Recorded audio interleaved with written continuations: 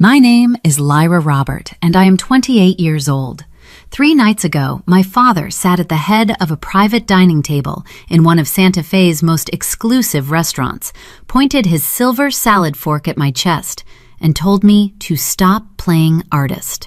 The room smelled of roasted pine and expensive reserve wine, but all I could focus on was the sound of his laughter. He laughed right in front of my sister and their corporate friends, announcing to the table that my grace period for finding myself had officially expired. He told me it was time to stop being a financial burden, to grow up, and to build actual equity. He used my sister Victoria, a newly promoted vice president of a tech firm, as the ultimate standard of American success. I sat there in my simple black dress, my hands folded in my lap. They looked at the faint traces of cadmium red paint permanently stained into my cuticles, like I was a tragic mistake they were forced to endure. They thought I was just a naive girl, wasting my youth hauling heavy canvases in a dusty, unair-conditioned studio off Canyon Road. They assumed my life was a series of failed craft fairs, unpaid bills, and foolish dreams. They were wrong. What my father did not know, as he patronizingly tapped his heavy gold Rolex with his fork and lectured me about the value of time, was that my time had already paid off. Earlier that morning, the escrow had cleared on a sprawling architectural mural I had spent 6 months painting. I had not just sold a piece of art, I had sold it to an international collector for $1.2 million. My personal bank account currently held more liquid capital than my father's entire commercial real estate firm generated in a fiscal quarter. When my gallery director called me in the middle of that dinner to officially confirm the wire transfer, I did not excuse myself. I did not step outside into the crisp New Mexico air.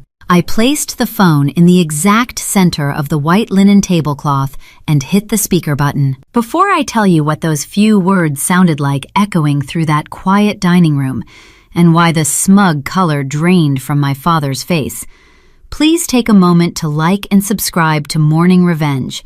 Drop a comment below and let me know your age and where you are watching from tonight. Now let me take you back to the beginning of that dinner, right before the illusion of my family's superiority shattered forever. The private dining room at La Tierra felt less like a celebration and more like a corporate audit.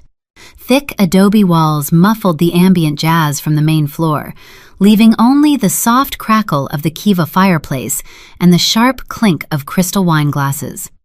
My father, William, had reserved the space to honor Victoria. He sat at the head of the long mahogany table, swirling a heavy California Cabernet, surveying the room like a king inspecting his territory. William was a commercial real estate developer. He saw the world purely in zoning permits, tax brackets, and profit margins. To him, the vibrant, deeply spiritual art culture of New Mexico was nothing more than a convenient aesthetic backdrop used to sell high-end condos to out-of-state buyers. He respected money. He respected titles. He did not respect me. I sat near the middle of the table, wearing a simple black dress that felt invisible next to my sister.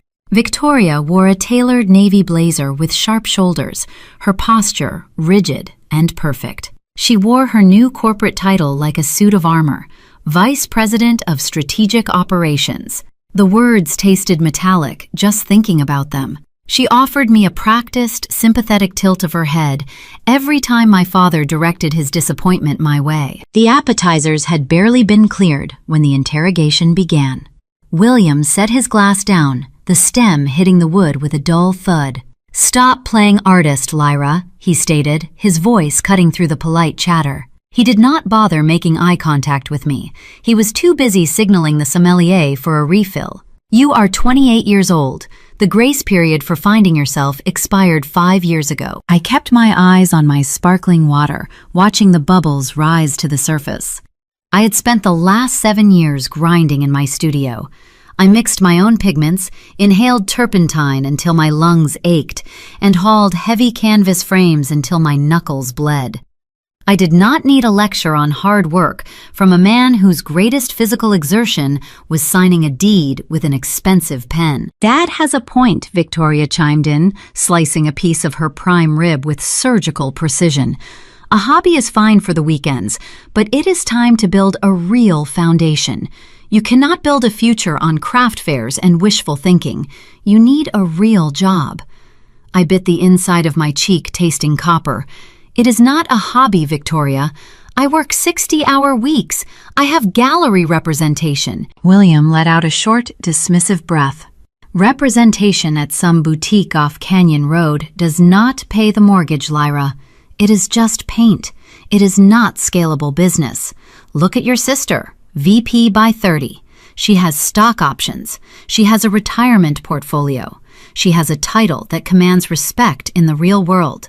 That is what success looks like." He picked up his silver salad fork. He turned his wrist, exposing the heavy gold face of his Rolex, and tapped the crystal dial with the metal tines. Click, click, click. "This is what you are losing," he said, the sound sharp and jarring against the quiet elegance of the room. "Time. The window for a real career closes fast. Every day you spend smearing colors on a canvas is a day you fall further behind. You are becoming a liability to your own future." The word liability hung in the air, heavy and deliberate. That was how my family viewed me, an unpaid debt, a stain on their pristine corporate ledger. I looked around the table. My mother kept her eyes fixed on her plate, refusing to intervene, as always.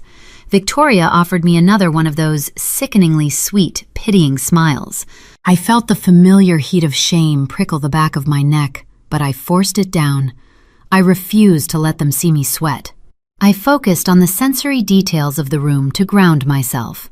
The rough texture of the linen napkin in my lap, the smoky scent of the burning pine, the cold condensation slipping down the side of my water glass. I wanted to scream. I wanted to stand up and flip the table to tell them that they understood nothing about value, about creation, about the multi-million-dollar reality of the fine art industry that thrived right in their own backyard. But I knew better. Screaming was what they expected.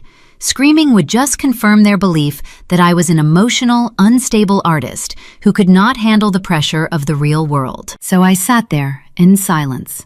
I endured the condescension. I let my father dissect my life choices, listening as he weaponized my sister's corporate ascent to highlight my perceived failures. I let him paint the picture of my life as a tragic, cautionary tale. "We just want what is best for you, Lyra," Victoria added, her tone dripping with false concern. "We want you to be secure. If you ever need help looking over a resume for an entry-level position, my human resources department is always hiring administrative staff. It would be a step down, but it is a start." Administrative staff. I stared at her, marveling at the sheer arrogance. She genuinely believed her heavily leveraged tech startup was the pinnacle of human achievement. She had no idea that true wealth did not always wear a navy blazer. I reached for my water glass, my hand remarkably steady despite the adrenaline coursing through my veins. I took a slow sip. "Thank you, Victoria," I said quietly. "I will keep that in mind." William nodded, satisfied with my apparent surrender. "Good. It is time to join reality." He went back to his steak, shifting the conversation to commercial interest rates and zoning boards. The tension at the table dissolved into polite, meaningless corporate jargon. They had put me in my place. The natural order of the Robert family was restored. The successful daughter was celebrated, and the disappointment was properly managed. I let out a slow, quiet breath, letting the ambient noise wash over me. I was not angry anymore. I just felt a cold, clinical detachment. I was studying them the way I would study a still life before painting it. I saw the rigid lines of their ambition, the dark shadows of their arrogance. I knew their structure intimately, and I knew exactly how fragile it truly was. Deep inside my clutch, resting against the soft fabric lining my phone screen, remained dark. But I knew what was coming. I had been waiting for the confirmation all evening. The paperwork was signed. The wire transfer had been initiated hours ago in Madrid. It was only a matter of time before the digital ledger settled, and the call came through. William ordered another bottle of wine, laughing loudly at a joke one of his colleagues made. Victoria checked her smartwatch, nodding importantly at a notification. They were so comfortable in their superiority. Then my clutch vibrated. A single, sustained pulse. I did not move immediately. I let it vibrate a second time, then a third. I unclasped the small purse and reached inside. My fingers brushed the cool metal edge of the phone. I pulled it out and turned the screen toward me. Elias, the gallery director. I took a breath, letting the scent of the roasted pine fill my lungs one last time before the atmosphere of the room changed forever. I looked at my father, who was still laughing, his gold Rolex catching the warm firelight. I slid my thumb across the screen to answer. The morning sun crested the Sangre de Cristo foothills, casting long shadows across the uneven terracotta tiles of my studio floor. I stood at my heavy wooden work table, a steel palette knife in my hand, blending raw umber into a pool of titanium white. The scrape of metal against the glass palette was usually my favorite sound in the world. It was the sound of control, the sound of building something from nothing. But today, the rhythm offered no peace. My phone sat on the edge of the table, vibrating every few minutes. The screen illuminated the dusty air, displaying a relentless stream of notifications. I wiped my hands on a paint-splattered rag and picked up the device. There were 4 text messages from my father. The man who had not initiated a conversation with me in 6 months, unless it was to criticize my lifestyle, was suddenly overflowing with paternal urgency. "Good morning, sweetheart," the first message read. "I know last night ended abruptly. We were all just surprised. I have cleared my morning schedule. We need to discuss asset protection immediately. Do not sign any disbursement documents with your gallery until my legal team reviews the terms." The second message arrived 10 minutes later. "Lyra, please acknowledge you received this. High net worth individuals are targets. You are out of your depth here. Let me handle the structural side." Sweetheart. He had not called me that since I was 12 years old.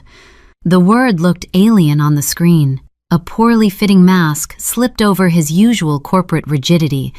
I stared at the bright pixels, remembering a very different conversation we had in his downtown office 10 years ago. I was 18, clutching a folder of college acceptance letters and federal loan guarantor forms.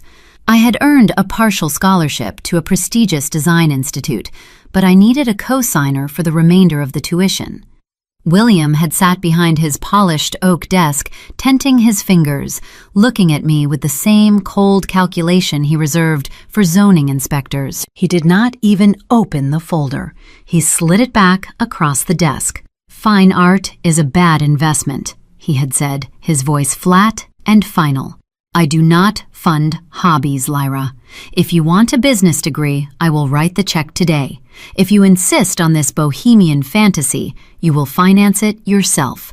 I will not put my name on a loan for a career that guarantees poverty." He had drawn his boundary. He had made it clear that his support was conditional, tied directly to my willingness to become a carbon copy of him.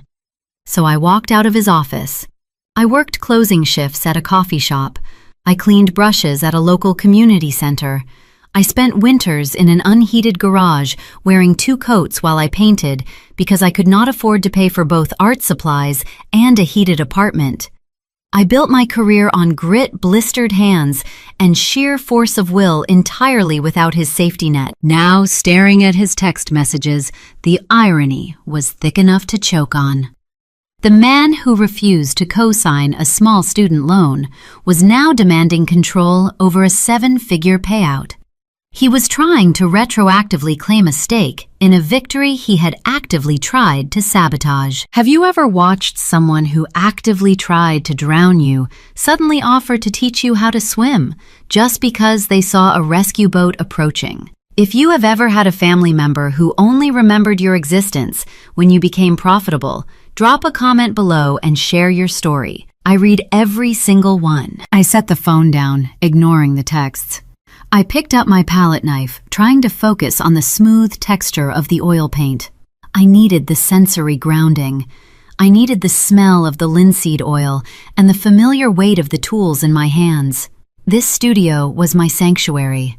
It was the only place in Santa Fe where I made the rules. 10 minutes later, the phone buzzed again.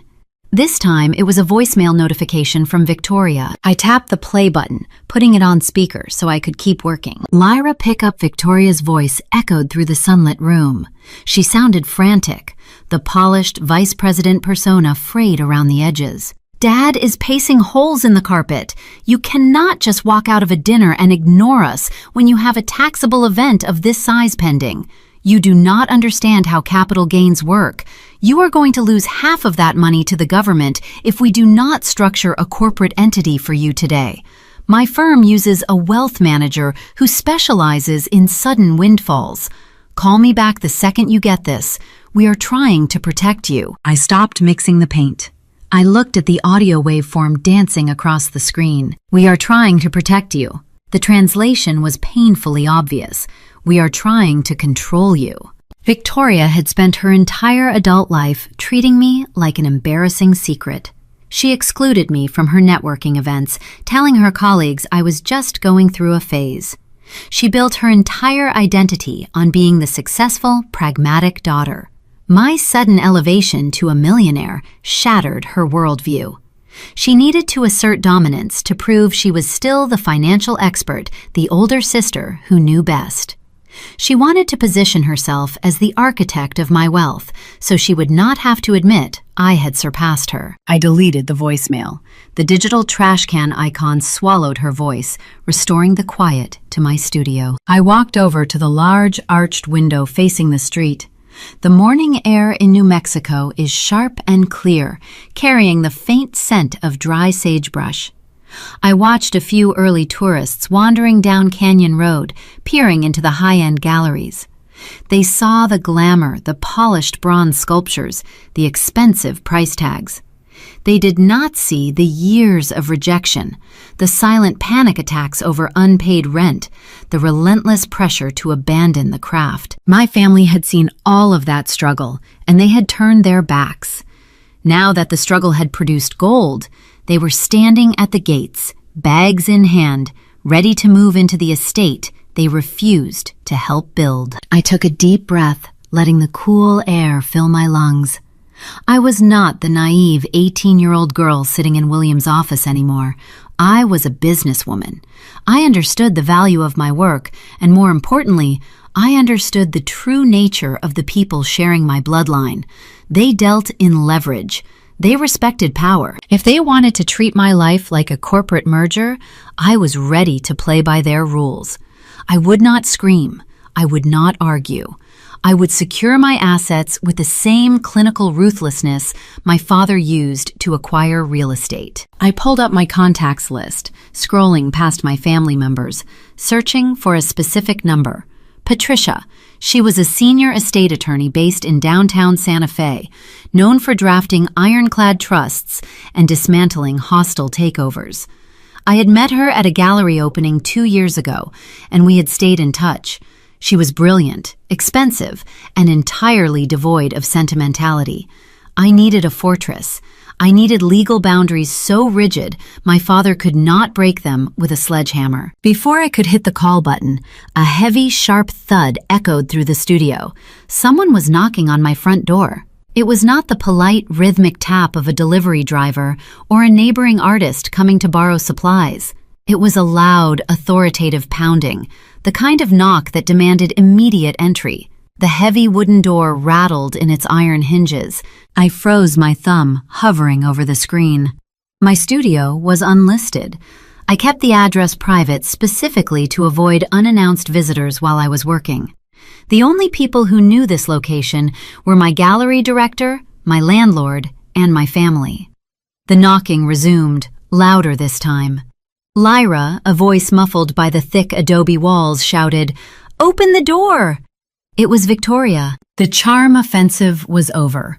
The urgent texts and voicemails had failed to secure my compliance. So the vice president of strategic operations had decided to breach my sanctuary in person. I slipped the phone into the back pocket of my denim apron. I picked up a clean rag, slowly wiping the raw umber paint from my fingers.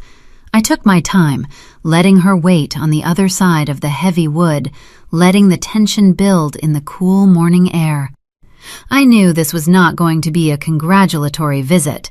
This was going to be a hostile invasion. I walked across the uneven tiles, the sound of my boots echoing in the large room, ready to face the sister who thought she could dictate the terms of my life. To ensure the storyline progresses smoothly while hitting the required word count and adhering to your stylistic rules, I will seamlessly blend the thematic elements of Section 3, the invoice of love, and the morning reflections directly into the conflict of Section 4, Victoria's ambush, and the revelation of the fraud.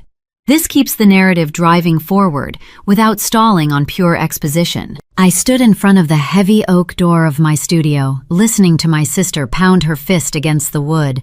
The sound echoed through the large space, a harsh intrusion into my sanctuary. I did not turn the deadbolt immediately. I took a moment to look around the room. The morning light poured through the skylights, illuminating dust motes dancing in the air. Canvases in various stages of completion leaned against the plaster walls. The smell of turpentine and linseed oil was thick and comforting. This was the empire I had built with my own blistered hands. For 28 years, my family had operated on a very specific economic model. I called it the invoice of love. Every meal provided, every roof over my head during childhood, every basic parental duty was tallied in a hidden ledger. William and Victoria did not give affection. They extended credit. And when I chose to become a painter instead of a corporate drone, my credit was officially revoked. They treated my existence as a bad investment that needed to be written off. Now that I was suddenly wealthy, they were trying to collect on a debt I never owed. I turned the deadbolt and pulled the heavy door open. Victoria did not wait for an invitation. She pushed past me, bringing the frantic energy of a failing corporate executive into my quiet workspace. She was wearing an $800 cream silk blouse and a tailored black blazer, looking entirely absurd, standing on my paint-splattered terracotta floor. She surveyed the room, her eyes darting across the unfinished murals, calculating their monetary value, instead of seeing the art. "You took your time opening the door," Victoria said, her breath slightly uneven. "I was working," I replied, crossing my arms over my denim apron. "My phone has been vibrating all morning. Dad left 4 messages. You left a rather frantic voicemail about wealth managers. I thought I made it clear last night that I do not need the family firm to handle my finances." Victoria offered a tight, patronizing smile. She walked toward my main work table, running a manicured fingernail along the edge of a clean palette. She was trying to regain the high ground, trying to play the wise older sister. "We were just surprised, Lyra," Victoria said softly. "You have to admit, selling a single piece for over $1 million is an anomaly. We want to make sure you are not being taken advantage of by these gallery types. Family protects family. Family protects family." The phrase sounded synthetic coming from her mouth. I remembered a winter 5 years ago when I had pneumonia. I had called Victoria asking for a $50 loan to buy antibiotics because my account was overdrawn. She had told me that bailing me out would only enable my irresponsible lifestyle, and she hung up. A neighbor ended up buying the medicine for me. Before we go any further, I want to ask you a question. Have you ever had a relative who watched you drown in a glass of water, only to show up with a life raft the second they realized you learned how to walk on it? If you know what it feels like to receive a bill for conditional love, leave a comment and share your story. Let me know I am not the only one. I stepped away from the door, keeping my distance from her. Cut the charm, Victoria. You did not drive across town at 8 in the morning in your designer clothes to check on my well-being. What do you want? Her tight smile vanished, replaced by the cold, pragmatic expression she usually reserved for boardroom negotiations. She stopped pretending to look at my art and turned to face me. "I need a bridge loan," she stated. The sheer audacity of the request hung in the dusty air. I stared at her, waiting for the punchline, but her face was deadly serious. "A bridge loan," I repeated. "It is a temporary liquidity issue," Victoria explained, her voice slipping into a rapid, rehearsed corporate pitch. "My tech startup is experiencing a minor cash flow bottleneck. We have receivables coming in next quarter, but I need capital to cover the gap, $300,000. It is a fraction of your windfall. I will draw up the paperwork today. We can set a competitive interest rate." I looked at her perfectly styled hair, her expensive shoes, the luxury SUV parked outside my window. She had spent years treating me like a charity case, mocking my career choices, telling me to get a real job. Now, less than 12 hours after discovering my success, she was standing in my sanctuary, begging for $250,000 to save her own failing vanity project. "You want me to hand over $300,000? I said slowly, letting the reality of her entitlement sink in. "To save a company you have spent the last 3 years bragging about. The same company you used to belittle my life choices just last night. It is not a handout." Victoria snapped, her corporate composure fracturing. "It is an investment. You owe this family, Lyra. Dad financed your entire childhood. We clothed you. We fed you. You have an obligation to support the family legacy now that you finally have the means to do so. Do not be selfish."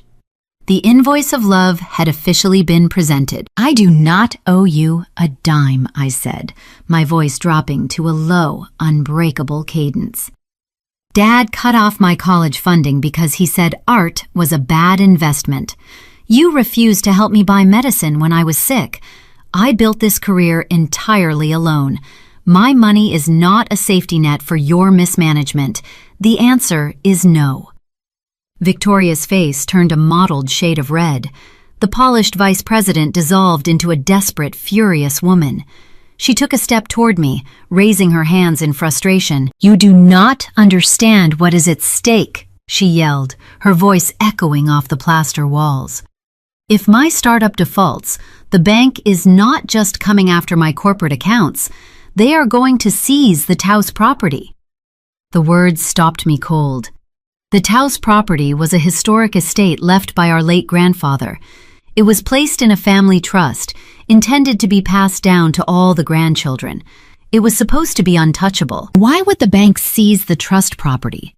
I asked, the pieces of a very dark puzzle beginning to snap together in my mind. Victoria realized her mistake immediately. Her eyes widened, and she took a sudden step backward. Her heel caught the edge of my heavy wooden easel. She stumbled, throwing her arm out to catch her balance. Her sleeve brushed directly against a freshly painted canvas resting on a side table. Thick, wet cadmium red oil paint smeared across the cream silk of her blouse and the sleeve of her $800 black blazer. She looked down at the bright red stain ruining her expensive armor. She let out a sharp cry of disgust, frantically trying to wipe the oil paint away, but she only managed to grind the crimson pigment deeper into the fabric. The visual metaphor was undeniable. The pristine illusion of her corporate success was officially stained by the reality of my art. "You ruined my jacket," she hissed, glaring at me as if I had thrown the paint at her. "I did not touch you," I said, keeping my gaze locked on her face. "Answer the question, Victoria. Why is the bank coming after grandfather's estate? What did Dad do?" "I am not discussing this with you," Victoria stammered, backing toward the door, holding her ruined arm away from her body. "You are just a painter. You do not understand high-level finance. You are making a huge mistake, Lyra. When Dad finds out you refuse to help us, you are going to regret it." She turned and hurried out of the studio, the heavy oak door slamming shut behind her. The sound echoed through the room, leaving me alone in the sudden quiet. I stood there, looking at the smear of red paint on the edge of the canvas. My sister had come to extort me, but she had left behind a thread of truth. High-level finance. A cash flow bottleneck. The Taos property. My father was a commercial real estate developer. He knew better than anyone that you cannot lose a trust property unless it has been illegally leveraged as collateral. If Victoria's failing startup was tied to our grandfather's estate, it meant my father had committed severe financial fraud to fund her corporate vanity project. The dinner last night was not a celebration. It was a masquerade. They were broke, drowning in debt, and my newly acquired wealth was the only lifeline they had left. I walked over to my desk and opened my laptop. I did not feel sad. I did not feel betrayed. I felt a cold, sharp clarity. They thought they could bully me into submission, relying on old family dynamics and guilt. They had no idea that I was about to use their own arrogance to dismantle everything they thought they owned. I needed to see the ledger. I needed to find the digital paper trail, and once I found it, I was going to prepare a response they would never forget. I stood in front of the heavy oak door of my studio, listening to the rhythmic, demanding thud of my sister knocking. The sound echoed through the large open space, a harsh intrusion into my sanctuary. I did not turn the deadbolt immediately. I took a moment to look around the room. The morning sunlight poured through the overhead skylights, illuminating dust motes dancing in the dry air. Canvases in various stages of completion leaned against the white plaster walls. The scent of turpentine and linseed oil was thick and comforting. This was the empire I had built with my own blistered hands. For 28 years, my family had operated on a very specific economic model. I called it the invoice of conditional love. Every meal provided, every roof over my head during childhood, every basic parental duty was tallied in a hidden ledger. William and Victoria did not give affection, they extended credit. When I chose to become a painter instead of a corporate drone, my credit was officially revoked. They treated my existence as a poor investment that needed to be written off. Now that I was suddenly wealthy, they were trying to collect on a debt I never owed. I turned the brass deadbolt and pulled the heavy door open. Victoria did not wait for an invitation. She pushed past me, bringing the frantic energy of a failing executive into my quiet workspace. She wore an $800 cream silk blouse and a tailored black blazer, looking entirely absurd standing on my paint-splattered terracotta floor. She surveyed the room, her eyes darting across the unfinished murals, calculating their monetary value instead of seeing the art. "You took your time opening the door," Victoria said, her breath slightly uneven. "I was working," I replied, crossing my arms over my denim apron. "My phone has been vibrating all morning. Dad left 4 messages. You left a frantic voicemail about wealth managers. I thought I made it clear last night that I do not need the family firm to handle my finances." Victoria offered a tight, patronizing smile. She walked toward my main work table, running a manicured fingernail along the edge of a clean palette. She was trying to regain the high ground, trying to play the wise older sister. "We were just surprised, Lyra," Victoria said softly. "You have to admit, selling a single piece for over $1 million is an anomaly. We want to make sure you are not being taken advantage of by these gallery types. Family protects family." The phrase sounded synthetic coming from her mouth. I remembered a winter 5 years ago when I had pneumonia. I had called Victoria asking for a $50 loan to buy antibiotics because my account was overdrawn. She had told me that bailing me out would only enable my irresponsible lifestyle, and she hung up the phone. A neighboring artist ended up buying the medicine for me. Before we go any further, I want to ask you a question. Have you ever had a relative who watched you drown in a glass of water, only to show up with a life raft the second they realized you learned how to walk on it? If you know what it feels like to receive a bill for conditional love, leave a comment and share your story. Let me know I am not the only one. I stepped away from the door, keeping my distance from her. Cut the charm, Victoria. You did not drive across town at 8 in the morning in your designer clothes to check on my well-being. What do you want?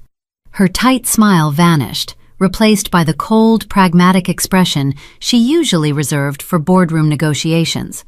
She stopped pretending to look at my art and turned to face me. I need a bridge loan, she stated. The sheer audacity of the request hung in the dusty air. I stared at her, waiting for the punchline, but her face was deadly serious. A bridge loan, I repeated. It is a temporary liquidity issue, Victoria explained, her voice slipping into a rapid, rehearsed pitch. My tech startup is experiencing a minor cash flow bottleneck. We have receivables coming in next quarter, but I need capital to cover the gap, $300,000. It is a fraction of your windfall. I will draw up the paperwork today. We can set a competitive interest rate. I looked at her perfectly styled hair, her expensive shoes, the luxury vehicle parked outside my window.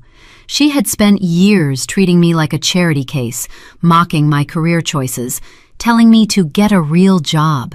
Less than 12 hours after discovering my success, she was standing in my sanctuary, begging for $350,000 to save her own failing vanity project. You want me to hand over $300,000? I said slowly, letting the reality of her entitlement sink in. To save a company you have spent the last 3 years bragging about.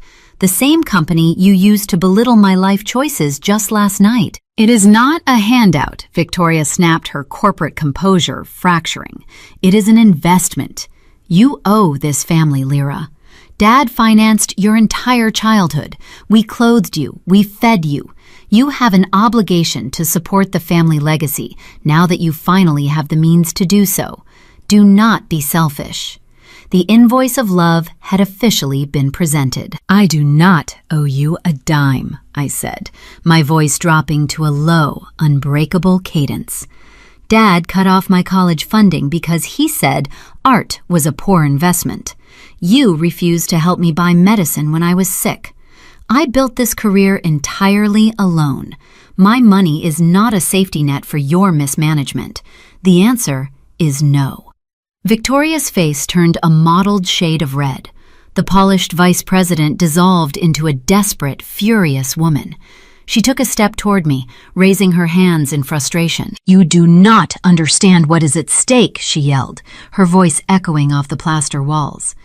If your company is failing, that is a structural issue you need to solve with your board of directors, I countered, refusing to match her volume. You spent dinner last night telling me how scalable and secure your life was. You lectured me about building equity.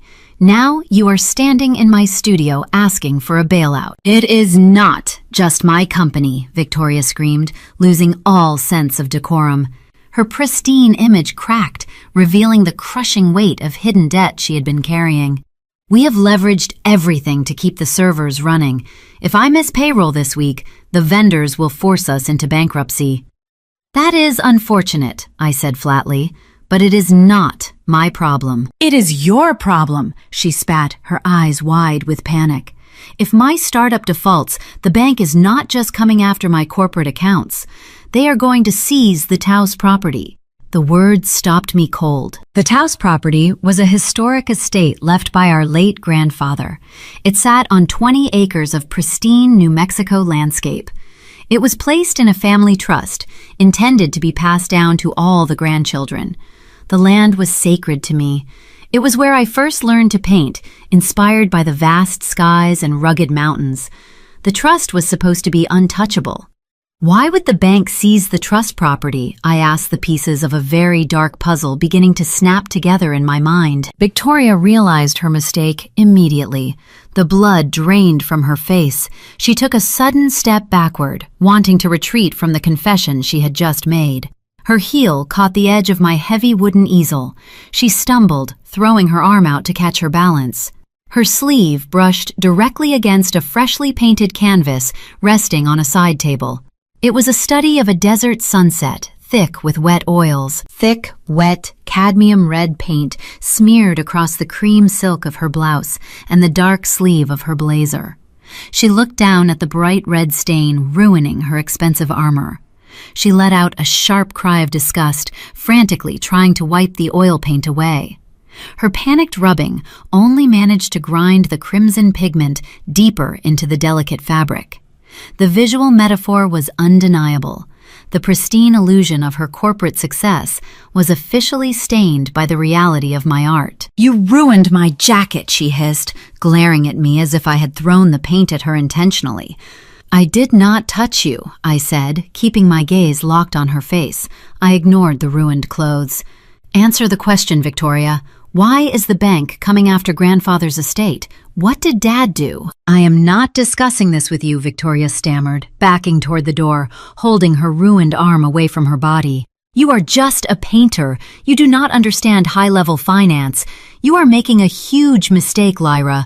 When Dad finds out you refuse to help us, you are going to regret it." She turned and hurried out of the studio, pulling the heavy oak door shut behind her. The slam echoed through the room, leaving me alone in the sudden quiet. I stood there, looking at the smear of red paint on the edge of the canvas. My sister had come to extort me, but she had left behind a thread of truth, a cash flow bottleneck, a looming bankruptcy, the Taos property. My father was a developer. He knew better than anyone that a bank cannot seize a trust property unless it has been illegally leveraged as collateral. If Victoria's failing startup was tied to our grandfather's estate, it meant my father had committed severe financial fraud to fund her corporate vanity project. The dinner last night was not a celebration. It was a masquerade. They were broke, drowning in debt, and my newly acquired wealth was the only lifeline they had left. I did not feel sad. I did not feel betrayed. I felt a cold, sharp clarity. They thought they could bully me into submission, relying on old family dynamics and guilt. They had no idea that I was about to use their own arrogance to dismantle everything they thought they owned. I needed to see the ledger. I needed to find the digital paper trail to prove what they had done. I sat down at my heavy wooden desk, pushing aside a pile of charcoal sketches and half-empty tubes of raw sienna. I opened my laptop. The screen flared to life, casting a harsh blue glow across my hands. My fingers were still stained with umber and titanium white. The digital world always felt sterile compared to the tactile reality of canvas and pigment. But today, that cold sterility was exactly what I needed. I opened the web browser and navigated to the family cloud server. William had established a network years ago to distribute tax documents, property deeds, and corporate filings among the family members. He was a man who worshipped organization. He also possessed a terminal case of arrogance. He assumed I was a mathematically illiterate dreamer who would never look past the folders bearing my own name. He believed artists were incapable of understanding structural finance. That assumption was about to become his fatal flaw. I typed in my password and accessed the root directory. Rows of meticulously labeled digital folders populated the screen. They were organized by fiscal year and corporate entity. I bypassed the files dedicated to his commercial real estate firm and scrolled toward the bottom of the list, searching for a specific archive. I found the folder labeled Taos Heritage Trust. My grandfather Thomas had been a traditional New Mexico rancher. He spent his entire life working the arid soil, eventually building a sprawling adobe estate at the base of the Sangre de Cristo Mountains. He despised the corporate world. He often told me that William cared more about the price of dirt than the soul of the land. When my grandfather passed away, he placed the Taos estate into an irrevocable family trust. The legal stipulations were ironclad and unyielding. The property was meant to remain a permanent sanctuary for all the grandchildren. Any financial alteration, any lien, or any sale required the unanimous, notarized consent of every adult beneficiary. That meant William could not touch a single acre of that land without my explicit signature. The property was supposed to be safe. It was the place where I had sketched my first desert landscape, the emotional core of my artistic journey. I clicked on the Taos folder. A long list of PDF documents appeared. Most of them were routine. Property tax receipts, annual maintenance invoices for the adobe walls, utility ledgers. I scrolled past the mundane files, my eyes scanning the dates. Everything looked normal until I reached the records from 2 years ago. There was a sudden gap in the quarterly trust statements. The regular rhythm of the accounting stopped, replaced by a newly created subfolder labeled Commercial Capitalization. My pulse quickened. The steady drumbeat of my heart echoed in my ears. I clicked the new folder. A single document sat inside. It was a scanned PDF titled Bridge Loan Agreement. I opened the file. The document loaded slowly, rendering page after page of dense legal jargon. It was a commercial lending contract from a major regional bank based in Albuquerque. I scrolled through the standard terms and conditions, my eyes searching for the principal amount and the collateral schedule. When I found the numbers, the breath hitched in my throat. The loan was for $3.5 million. The borrower listed on the contract was Victoria's tech startup, and the asset pledged as collateral to secure the debt was the Taos Heritage Trust property. I stared at the screen, letting the reality of the text sink in. The cold blue light reflected in my eyes. William had used our grandfather's historic estate to quietly bail out his favored daughter's failing business. He had bet the only pure thing our family owned on Victoria's corporate vanity project. But a bank would never approve a lien on an irrevocable trust without the consent of all beneficiaries. The underwriting department would demand proof of unanimous agreement. I scrolled past the amortization schedules and the default clauses, navigating straight to the final page of the contract, the signature block. There were 4 lines drawn across the bottom of the page. The first line held William's signature, sharp and angular. The second line belonged to my mother, a faint, wispy script. The third line was Victoria's, executed with heavy, dominant strokes. The fourth line bore my name, Lyra Robert. I leaned closer to the monitor. The visual evidence was stark and undeniable. The digital ink formed the exact loops and curves of my handwriting. But I had never seen this document before today. I had never sat in a room with a notary and authorized the leverage of my grandfather's estate. I examined the pixelation around the signature. It was too clean. The pressure points were uniform, lacking the natural variance of a real pen on paper. William had not just forged my name. He had digitally stripped my signature from an old college application or a previous tax return and grafted it onto a fraudulent commercial loan agreement. A heavy, suffocating silence filled my studio. The air suddenly felt too thin to breathe. My father had committed federal wire fraud and forgery. Victoria was entirely complicit, having accepted millions of dollars in stolen capital to prop up her illusion of success. The jigsaw puzzle from last night finally snapped together, revealing a picture of staggering criminality. The dinner at La Tierra was never about celebrating a promotion. It was a desperate masquerade. Victoria's tech startup was not experiencing a minor cash flow bottleneck. The company was collapsing under the weight of its own debt. If the startup defaulted on the Albuquerque loan, the bank would immediately initiate foreclosure proceedings on the collateral. They would seize the Taos property. More importantly, a default would trigger a comprehensive forensic audit of the loan origination file. The bank examiners would review the trust documents. They would scrutinize the signatures. They would discover the digital forgery. If that tech company went under, William was not just going to lose his prestige. He was going to federal prison. Victoria would lose her career and likely face indictment alongside him. That was why they were panicking. That was why William had abandoned his condescending tone the second he heard about the wire transfer from Madrid. My $1.2 million art sale was not just a sudden windfall they wanted to manage. It was the exact amount of liquid capital they needed to cure the imminent default, satisfy the creditors, and bury the evidence of their felony before the bank auditors arrived. They did not view my success as a triumph. They viewed it as a ransom payment to save their own lives. They expected me to blindly hand over my wealth, framing it as a familial obligation so they could quietly cover their tracks. They wanted me to finance my own deception.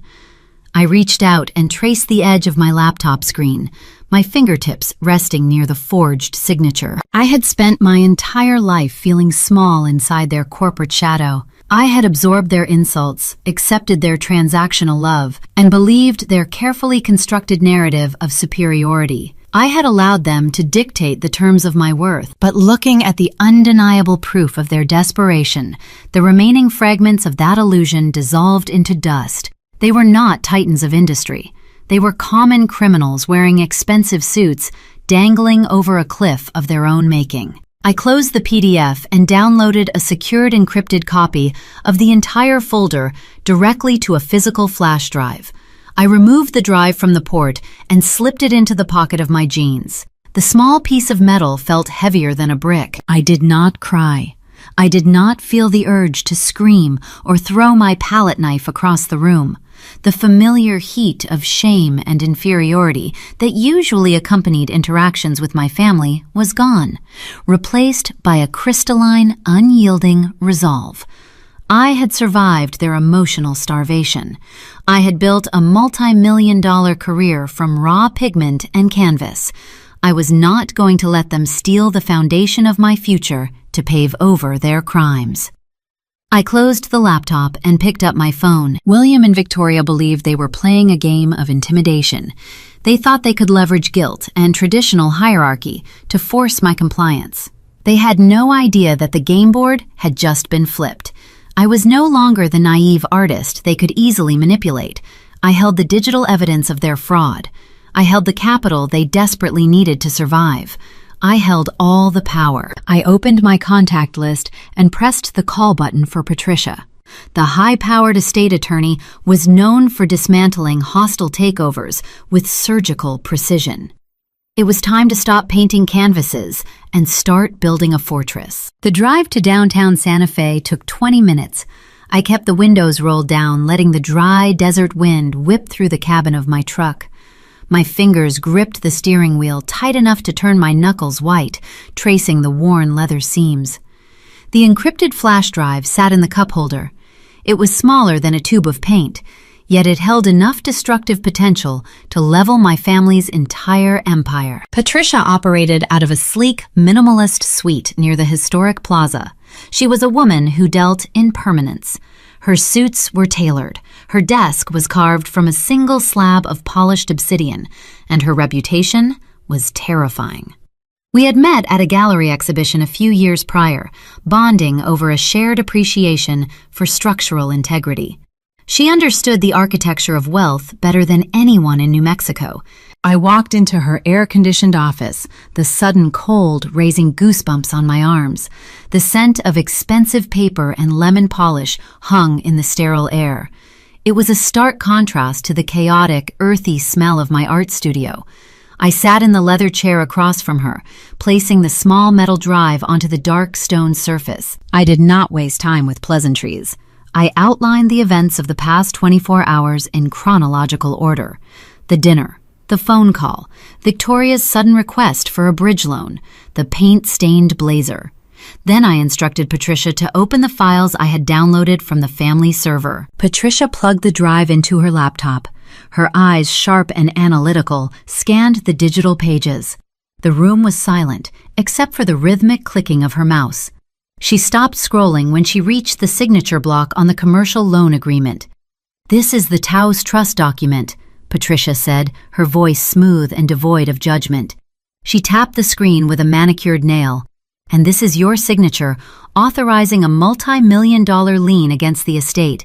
"I have never seen that document in my life," I replied, keeping my posture rigid. I did not sign it.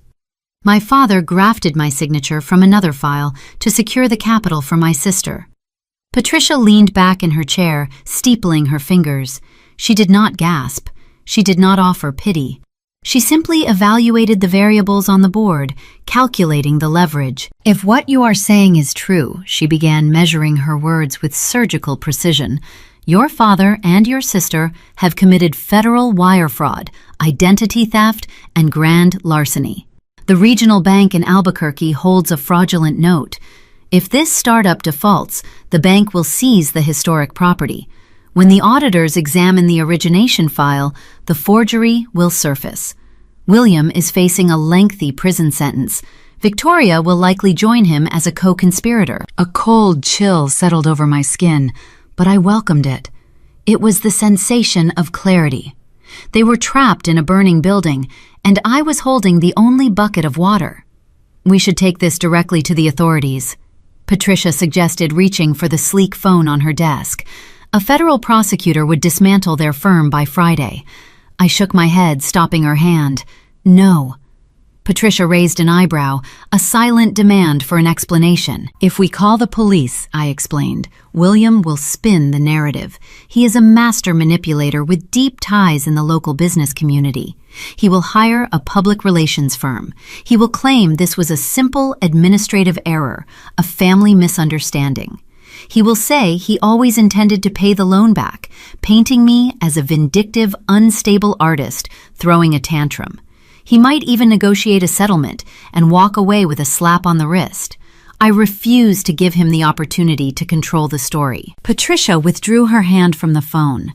A faint smile touched the corner of her mouth.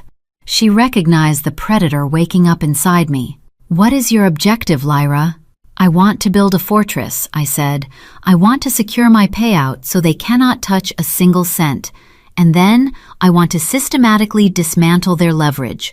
I want them to realize they are ruined on a stage they cannot talk their way out of. Patricia nodded, opening a fresh legal pad. Then we do not use the police. We use the market. We weaponize the very financial system they revere. For the next 3 hours, we mapped out the vulnerabilities of the Robert family. William was drowning in high-interest debt. Victoria was burning through cash. They had no liquid assets left, only the illusion of solvency. First, we build the wall Patricia instructed. I am establishing an irrevocable trust for your recent art sale. The funds from the Madrid buyer will be routed directly into this shielded entity. Your father cannot subpoena it. He cannot claim familial right to it, and he cannot freeze it. The money will legally cease to be yours in a personal capacity, making it impervious to any civil litigation he might attempt. That protects the capital, I noted. What about the offense? Patricia's eyes gleamed with a calculating light. We go on the offensive.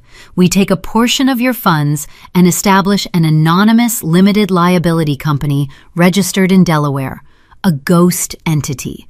The holding company shields your identity behind layers of corporate privacy laws. Once the entity is capitalized, we use it to execute our trap. She explained the mechanics of the maneuver. William and Victoria were relying on the Albuquerque Bank to keep their secret buried. But banks are simply businesses that buy and sell risk. If a commercial loan is underperforming, the bank will often sell the debt to private investors at a discount to clear their books. We wait until Victoria misses her next payment, Patricia detailed.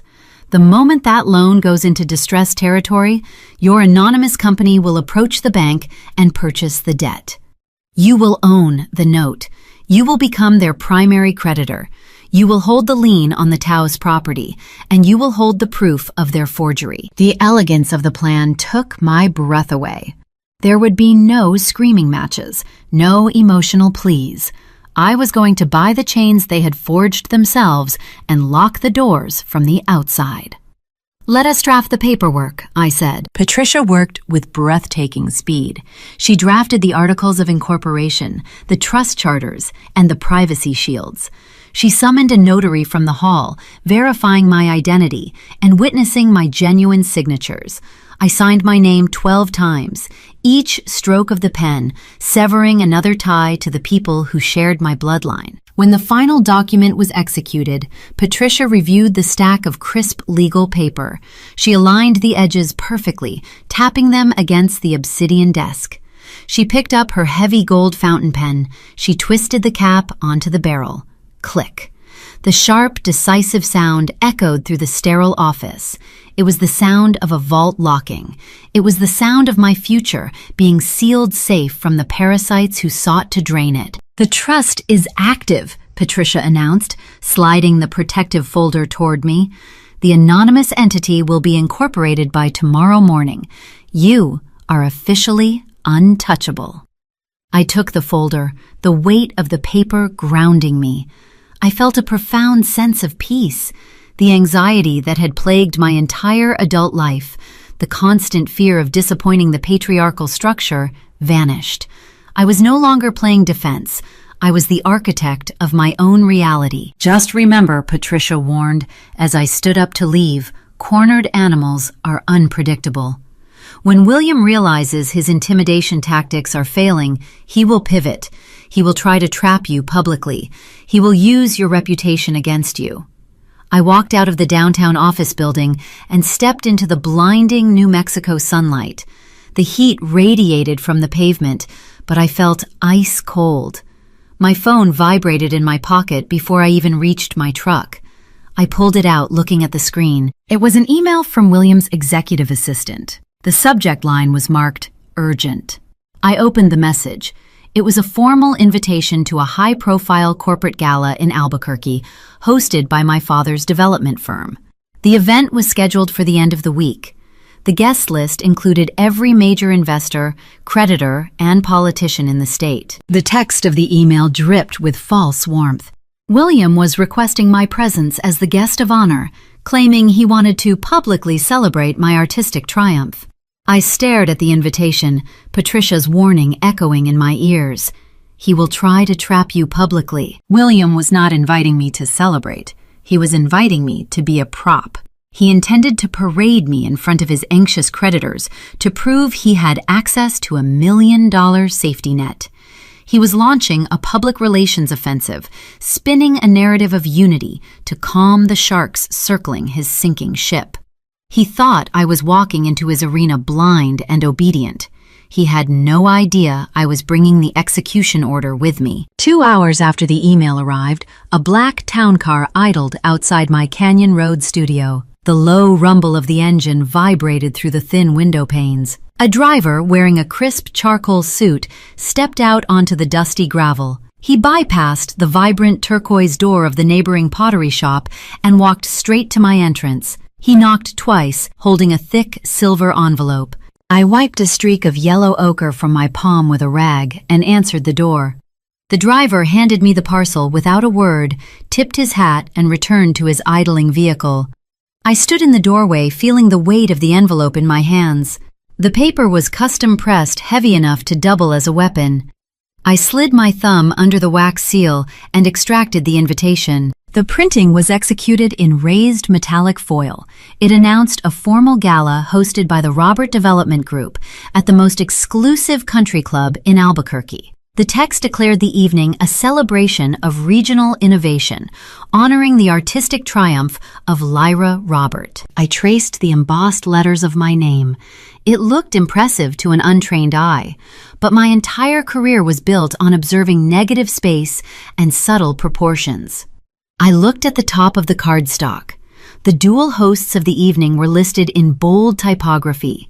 My father's commercial real estate firm occupied the left side. The right side featured the sleek, modern crest of Victoria's tech startup. I held the card closer to the natural light streaming through the window. The graphic designer had made a deliberate choice. Victoria's corporate logo was scaled just a fraction larger than my name. It was a microscopic detail, but in my family, nothing was accidental. The hierarchy was literally printed on the page. This was not a celebration of my art. This was a corporate branding exercise designed to tether my sudden liquid wealth to their sinking ships. My phone vibrated in my back pocket. I set the heavy cardstock onto my work table and pulled the device out. The caller ID flashed my father's name. I took a slow breath, modulating my heart rate. I needed to play a very specific role. I cleared my throat, forcing the muscles in my face to relax, and pressed the green icon. "Hello," I said, keeping my tone light and breathless. "Lyra, sweetheart." William's voice boomed through the speaker. His baritone was rich, coated in a thick layer of manufactured warmth. "I wanted to make sure you received the courier. I am holding the invitation right now," I replied. "It is beautiful, Dad. I am just a bit overwhelmed." I could hear the smile stretch across his face through the receiver. He loved when people felt overwhelmed by his gestures. It meant he was in control. "We are so proud of you," William continued, his tone dripping with paternal affection. "I know we had a tense moment at dinner. Your sister and I were just caught off guard by the numbers, but we sat down this morning and realized what a monumental achievement this is. You put Santa Fe on the map. We want to show you off to the world." He was executing the false thaw flawlessly. Manipulators always use this tactic when their initial intimidation fails. They drop the temperature, offer a warm blanket of validation, and wait for their target to fall asleep. During my teenage years, William hosted these corporate galas twice a year. He would force me to wear stiff, uncomfortable dresses and stand silently by the appetizer table while he introduced Victoria to local politicians. Whenever someone asked about me, he would chuckle and tell them I was studying to be a starving artist. Now I was the centerpiece of his entire public relations strategy. "That is very generous of you," I said, injecting just enough hesitation into my voice to sound naive. "But Albuquerque is a long drive, and these events are usually for your investors. I would not want to impose on your business networking." "Nonsense," William countered quickly. A hint of urgency slipped through his warm facade. "This is a family event. We need to project a united front. Besides, there are a few key people attending who are very eager to meet the woman who painted that $1 million masterpiece. Marcus Thorne will be there, and the executive board from the regional bank. They are big patrons of the arts, Lyra. It would be a phenomenal networking opportunity for your future galleries." I stared at the paint-splattered floorboards of my studio. Marcus Thorne was not an art patron. He was a ruthless private equity investor known for liquidating distressed assets. And the executive board from the regional bank were the exact people holding the fraudulent $3.5 million note on the Taos property. William was not inviting me to advance my career. He was parading me in front of his anxious creditors. He needed the bank executives and the private equity sharks to see me standing by his side, smiling and compliant. He was using my physical presence as a visual guarantee that the Robert family had fresh, untethered capital ready to deploy. He believed I was blind to the trap. He thought I was just a desperate daughter starved for his approval, willing to walk into the lion's den the moment he finally tossed me a scrap of validation. "What should I wear?" I asked, playing the part of the anxious, eager child. "Is it black tie?" I heard a muffled sigh of relief on the other end of the line. He had secured the asset. "Your mother has already taken care of that," William said smoothly. "She contacted a stylist in town. They will deliver a gown to your studio tomorrow afternoon. Something elegant. Something that says you belong in this tax bracket. We will send a car for you on Friday at 6. Just bring yourself and that beautiful smile. We will handle the rest." "Thank you, Dad. I will be ready." I hung up the phone. The silence in the studio returned heavy and expectant. I walked over to the wooden easel standing in the center of the room. A blank, stretched canvas rested on the pegs. The white surface reflected the midday sun. I reached out and traced the rough texture of the woven cotton. William wanted a visual prop to pacify his creditors. He wanted a silent daughter draped in a designer gown, nodding obediently while he lied through his teeth. I was going to give him exactly what he asked for, but I was also bringing my own contribution to the gala. If my father wanted to use my artistic triumph to shield his crimes, I needed to understand exactly what narrative he was spinning to the public. I walked back to my desk and opened my laptop. I typed William Robert into the search engine, filtering the results for recent news articles published within the last 48 hours. The screen populated with a dozen links. I clicked the top result. It was a digital copy of a prominent Southwest lifestyle and business magazine. The headline was written in bold, stark lettering. "The Architecture of Success, an exclusive interview with William Robert on building a family dynasty." Below the text was a high-resolution photograph of my father, standing in the lobby of his corporate headquarters. He looked powerful, distinguished, and entirely in control. I scrolled down to the body of the article. The journalist had asked him about the sudden, record-breaking art sale on Canyon Road, noting my relation to his firm. I read William's quoted response, and the cold, clinical resolve in my chest sharpened into something resembling a blade. My father had not just taken credit for my success. He had fabricated an entire history overwriting my years of isolation, poverty, and grueling labor, with a fictional story of his own benevolence. He was laying the groundwork to steal the narrative of my life, piece by piece, before an audience of thousands. I leaned closer to the monitor, reading the printed lies, realizing that the upcoming gala was no longer just about financial leverage. It was about exposing a thief who was trying to steal my past to finance his future. I scrolled down the digital page of the Southwest Lifestyle magazine. The sleek layout featured a secondary photo of William standing on a golf course, looking like a benevolent patriarch. The journalist had framed him as a visionary, not just in commercial real estate, but in cultivating human potential. I read the direct quote highlighted in a pull-out box near the center of the screen. "Lyra always had a unique vision," William was quoted saying, "but talent requires a solid foundation. I made sure she had the resources she needed. I financed her early studio space off Canyon Road. I bought her first professional canvases. A parent's job is to build a safety net so their child can take creative risks without fear of failure."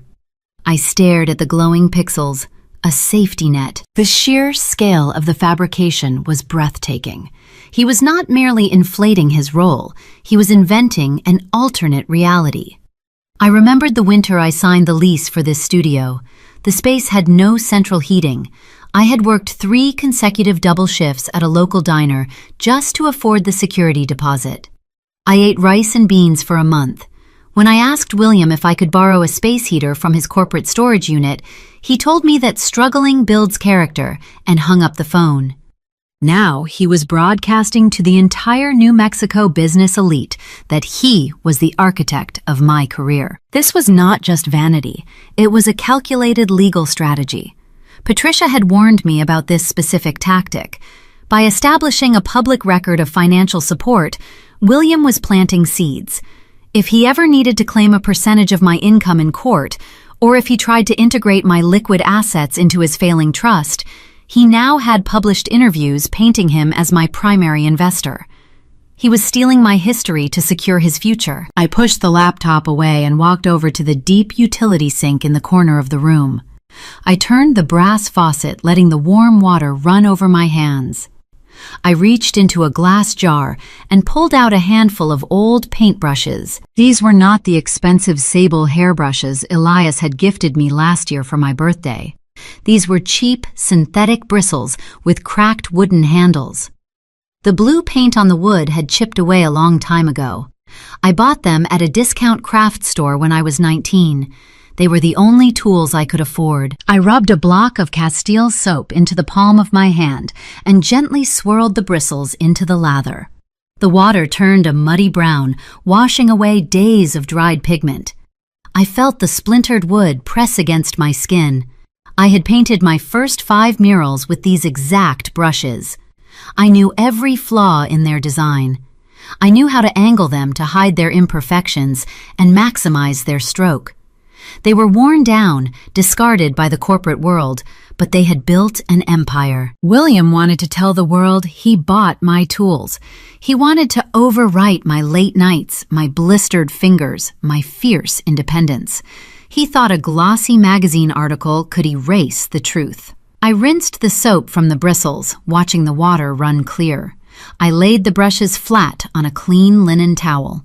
They were clean, sharp, and ready to work. The gala was 3 days away. I needed to bring a piece of art to the event. William had requested it via his assistant, asking for a centerpiece to stand in the country club lobby. He wanted a visual prop to tie his name to my recent $1 million sale.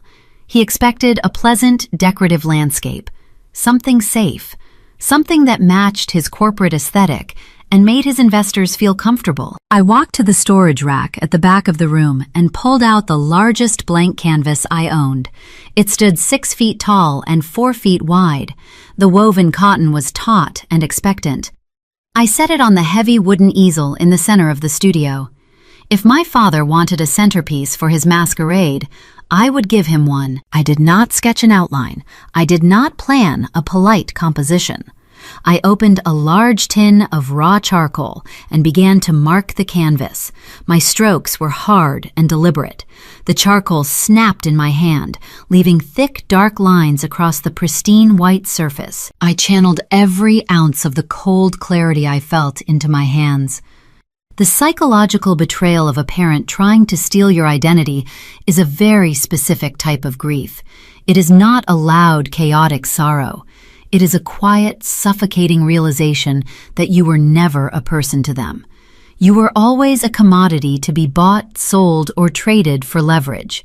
I picked up my palette knife and a tube of deep crimson oil paint. I layered the red over the charcoal, scraping the pigment across the canvas. The colors mixed, creating a bruised, visceral texture. I added layers of metallic gold, representing the hollow facade of his corporate wealth. Then I dragged thick strokes of black across the gold, shattering the illusion. The painting became a map of the hidden ledger.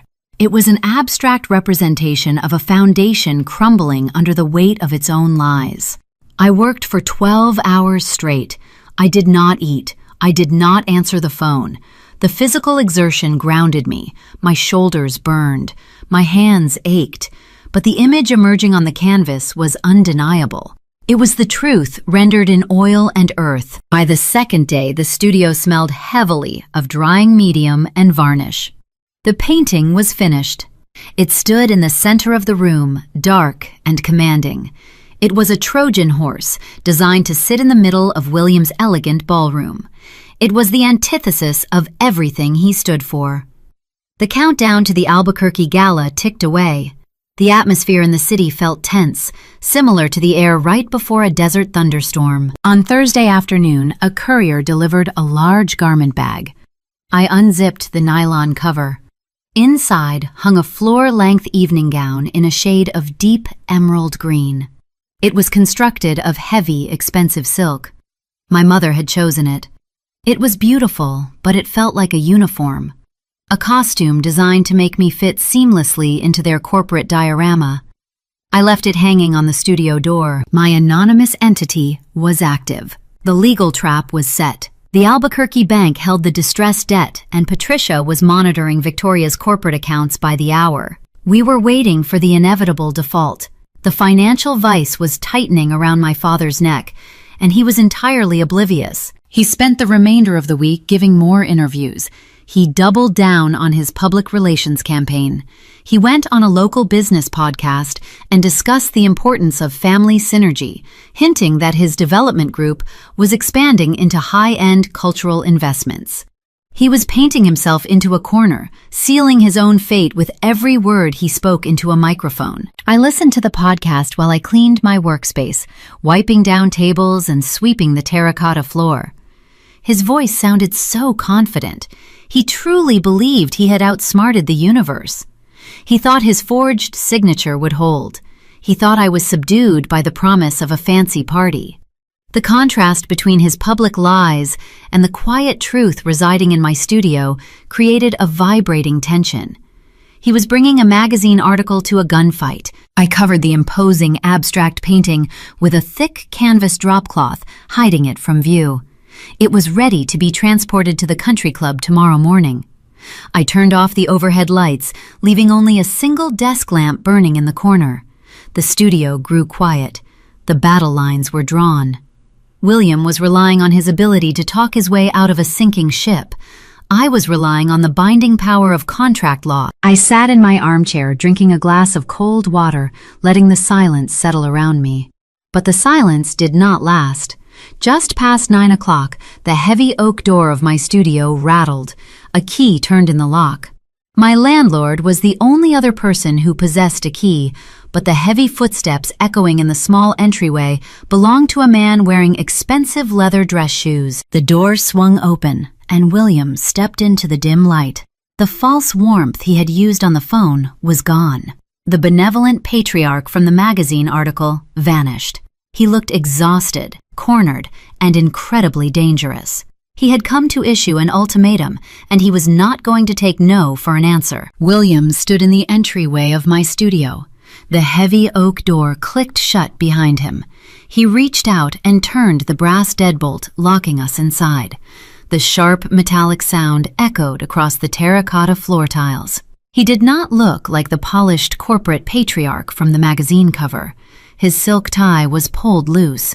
His tailored suit jacket was wrinkled along the sleeves. The skin around his eyes looked bruised with deep exhaustion. He stepped away from the door and walked into the pool of light cast by my corner desk lamp. He surveyed the room, his upper lip curling in subtle disgust at the smell of turpentine and raw linseed oil. The warm, affectionate tone he had used on the phone yesterday was gone. The benevolent father mask had dissolved. Only the ruthless extortionist remained. I did not stand up to greet him. I remained seated in my armchair, holding a glass of cold water. I kept my breathing slow and measured.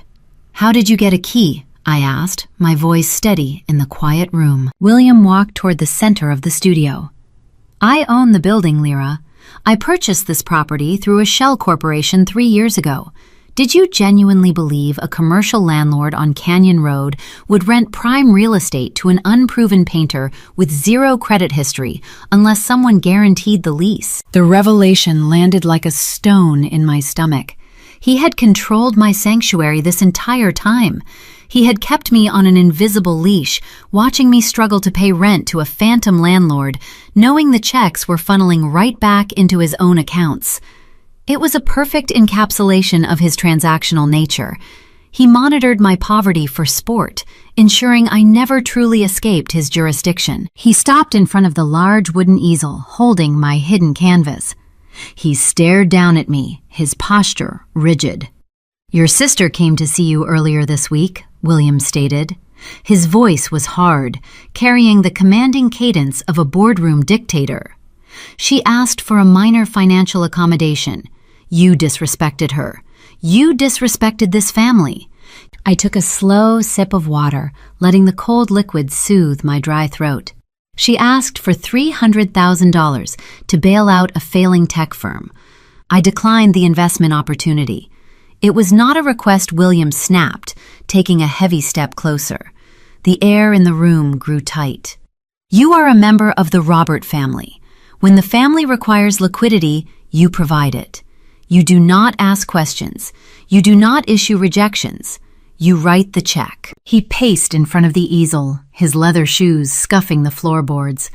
"The situation has escalated since Victoria visited you. The creditors are circling. The startup is facing a severe cash deficit. I need $800,000 wired to the primary holding account by Monday morning at 8 o'clock. $800,000. He was demanding 2/3 of my entire sale. He wanted to drain my accounts to cover the fraudulent loan he took out against our grandfather's estate. He wanted my life's work to pay for his felony. I set my water glass on the wooden desk. "And what happens if I say no?" William stopped pacing. He looked at me with a cold, hollow expression. It was the kind of look a butcher gives a piece of meat on a scale. "If you refuse to do your duty," he said slowly, "I will destroy your career before the sun sets on Monday." He stepped closer, towering over my chair. "I have spent the last week building a narrative, Lyra. The press believes I am your primary investor. I have spent decades cultivating relationships with every gallery owner, curator, and buyer in Santa Fe. If you withhold those funds, I will call every contact I possess. I will tell them you are mentally unstable. I will tell them you breached a funding contract with my development firm. I will spread rumors that your art is derivative, that you employ ghost painters, that you are a financial liability." He leaned down, placing his hands on the wooden armrests of my chair, trapping me in my seat. I will make sure Elias drops you from his roster. I will make sure no serious collector in this state ever looks at your work again. You will be a pariah. You will go back to sweeping floors and eating rice." I looked past his shoulder. The corner of the canvas dropcloth had slipped off the easel, exposing a small section of my new painting. The bright gold foil and deep crimson oils caught the light from the desk lamp. William shifted his weight. His broad shoulders blocked the bulb. His heavy dark shadow fell directly across the canvas, eclipsing the vibrant colors, plunging my work into total darkness. It was a perfect physical manifestation of his intent. He wanted to stand in front of my light and cast a shadow over everything I had built. He intended to eclipse my success with his greed. I did not flinch. I did not shrink back into the upholstery. I studied the enlarged pores on his face, the broken capillaries near his nose, the desperate panic hiding behind his threats. He was trying to use fear to extract capital. It was the only negotiation strategy he knew. "You would ruin your own daughter to save a failing startup?" I asked quietly. William straightened his posture, adjusting his suit jacket. "Victoria is building a legacy. You are smearing paint on fabric. Do not confuse your sudden luck with actual value. You have until Monday morning." He walked over to the door, placing his hand on the brass knob. He looked back at me, expecting tears. He expected me to beg for forgiveness. He expected me to negotiate a lower sum. "I will address everything at the gala tomorrow," I said. My voice was devoid of emotion. It was a flat, clinical statement. William paused. His eyes narrowed. He searched my face for any sign of defiance, but he found nothing. He saw only a quiet, stoic submission. He believed his intimidation tactics had worked. He believed he had broken my spirit, just as he had done when I was 18 years old. "We will have the wire transfer forms waiting for you in the VIP lounge," William said, a smug satisfaction returning to his tone. "Wear the green dress your mother picked out. Do not embarrass us." He opened the door and walked out into the night, leaving the lock unlatched. The heavy wooden door drifted shut on its hinges. The studio was quiet again. I remained in the chair for a long time. The extortion attempt was the final confirmation I needed. Any lingering trace of familial guilt vanished from my conscience. My father had just explicitly promised to destroy my livelihood if I did not finance his fraud. He had crossed the point of no return. I stood up and walked over to the hidden canvas. I pulled the dropcloth away entirely. The desk lamp illuminated the stark, bruised texture of the painting. The dark charcoal lines cutting through the gold foil looked like iron bars. The piece was an honest reflection of my family. William thought he held all the cards. He thought his public relations campaign and his industry connections gave him ultimate authority. He did not know about the anonymous holding company registered in Delaware. He did not know Patricia had spent the afternoon tracking the Albuquerque bank records. He did not know that Victoria had officially missed her final grace period payment at 5 o'clock today. The tech startup was now formally in default. The commercial loan was distressed. My legal trap was primed and ready to snap shut. I reached into my pocket and touched the cold metal of my phone. I needed to send one message to Patricia before I went to sleep. The instructions were simple. Execute the purchase order. By the time William put on his tuxedo tomorrow evening, he would no longer own the debt. He would no longer control the Taos property. He would be entirely at my mercy, standing on a stage of his own making, surrounded by the very creditors he was trying to deceive. I walked over to the studio door and turned the deadbolt, locking the world out. The countdown to the Albuquerque Gala had officially reached its final hours. I arrived at the downtown law firm before the sun had fully breached the horizon. The streets of Santa Fe were empty, bathed in the pale violet light of early dawn. I parked my truck in the underground garage and took the private elevator straight to the top floor. Patricia was already waiting in her obsidian-paneled office. 2 cups of black coffee steamed on her desk, sitting next to a thick stack of printed financial portfolios. She did not look tired. She looked like a predator anticipating a meal. The tech startup missed the midnight deadline Patricia stated, skipping the morning pleasantries. Victoria's company is officially in default. The Albuquerque lending institution automatically classified the $3.5 million note as a non-performing asset. I sat in the leather chair opposite her, wrapping my hands around the warm ceramic mug. Will they sell the paper to us so quickly? Regional banks abhor carrying distressed commercial debt into a new fiscal quarter, the attorney explained, opening her sleek laptop. It damages their liquidity ratios and invites federal regulatory scrutiny. They prefer to quietly assign troubled notes to private equity buyers, especially when the collateral involves a complex family trust. Foreclosing on historic Adobe estates generates terrible local press in this state. Our anonymous Delaware holding company offered them a clean, immediate exit. I watched her manicured fingers glide across the keyboard, and William has no idea. Your father assumes the bank will grant a standard 30-day cure period before initiating collection procedures, Patricia replied, her eyes locked on the glowing screen. He believes he has time to bully you into wiring the ransom money on Monday. He is operating under the assumption that the original lender still controls the chessboard. She paused, navigating to a secure wire transfer portal. He does not realize the board has already been purchased. The digital architecture we had constructed the previous afternoon was primed. My gallery funds rested safely inside the shielded, irrevocable trust.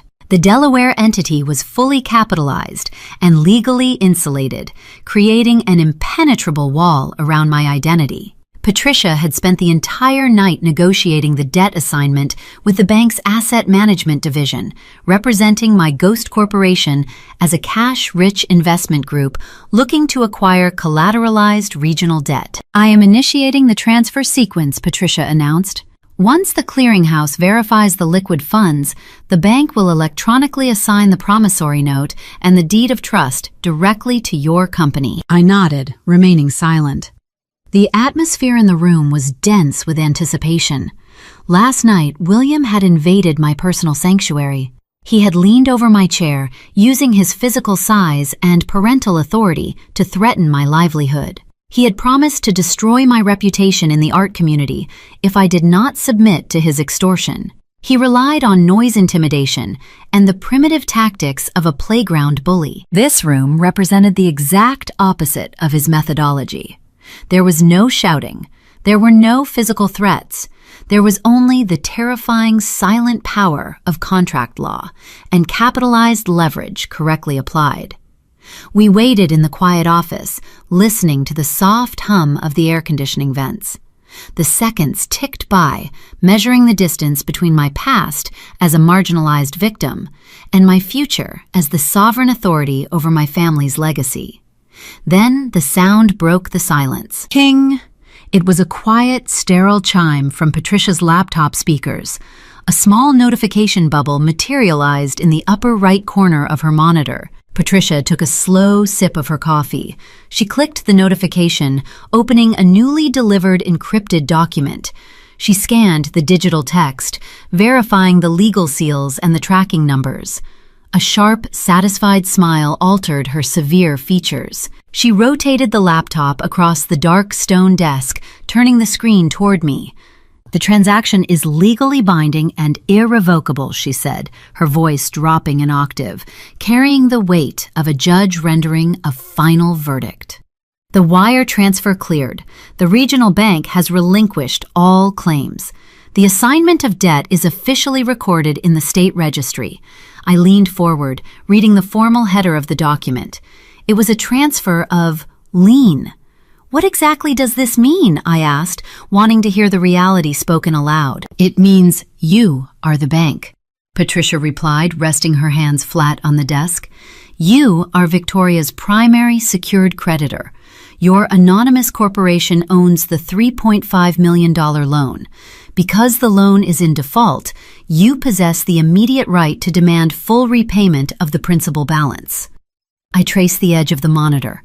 and the collateral. You hold the exclusive lien on the Taos Heritage Trust property, she confirmed. If your sister cannot produce the cash, you possess the legal authority to seize the historic estate. Furthermore, you now possess the original loan origination file. That file contains the digital forgery of your signature. The trap was locked. It was a masterpiece of forensic engineering. William had built a house of cards on a foundation of fraud, and I had just purchased the wind. By the time I put on my evening gown for the corporate gala tonight, I would literally own my family's financial future. Every threat my father had made, every condescending lecture he had delivered, was now rendered entirely obsolete. Print the default notices I instructed standing up from the leather chair. Print the assignment of debt. Print the forged signature page. Put them in a leather portfolio. Patricia raised an eyebrow, appreciating the tactical shift. You are bringing the execution orders to the party. He wants to use my physical presence to pacify his investors, I said, a cold resolve settling deep in my chest.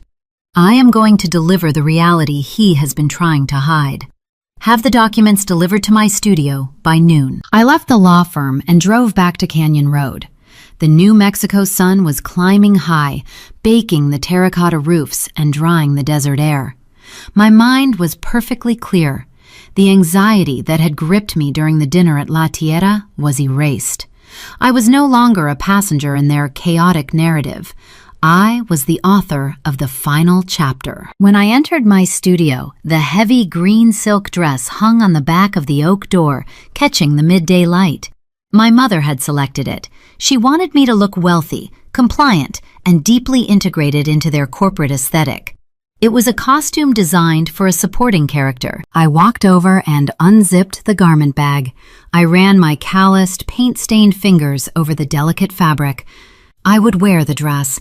I would play the part of the dutiful daughter, right up until the moment I stepped onto the stage. The afternoon passed in a state of hyper-focused preparation. A specialized art transport courier arrived at 2 o'clock.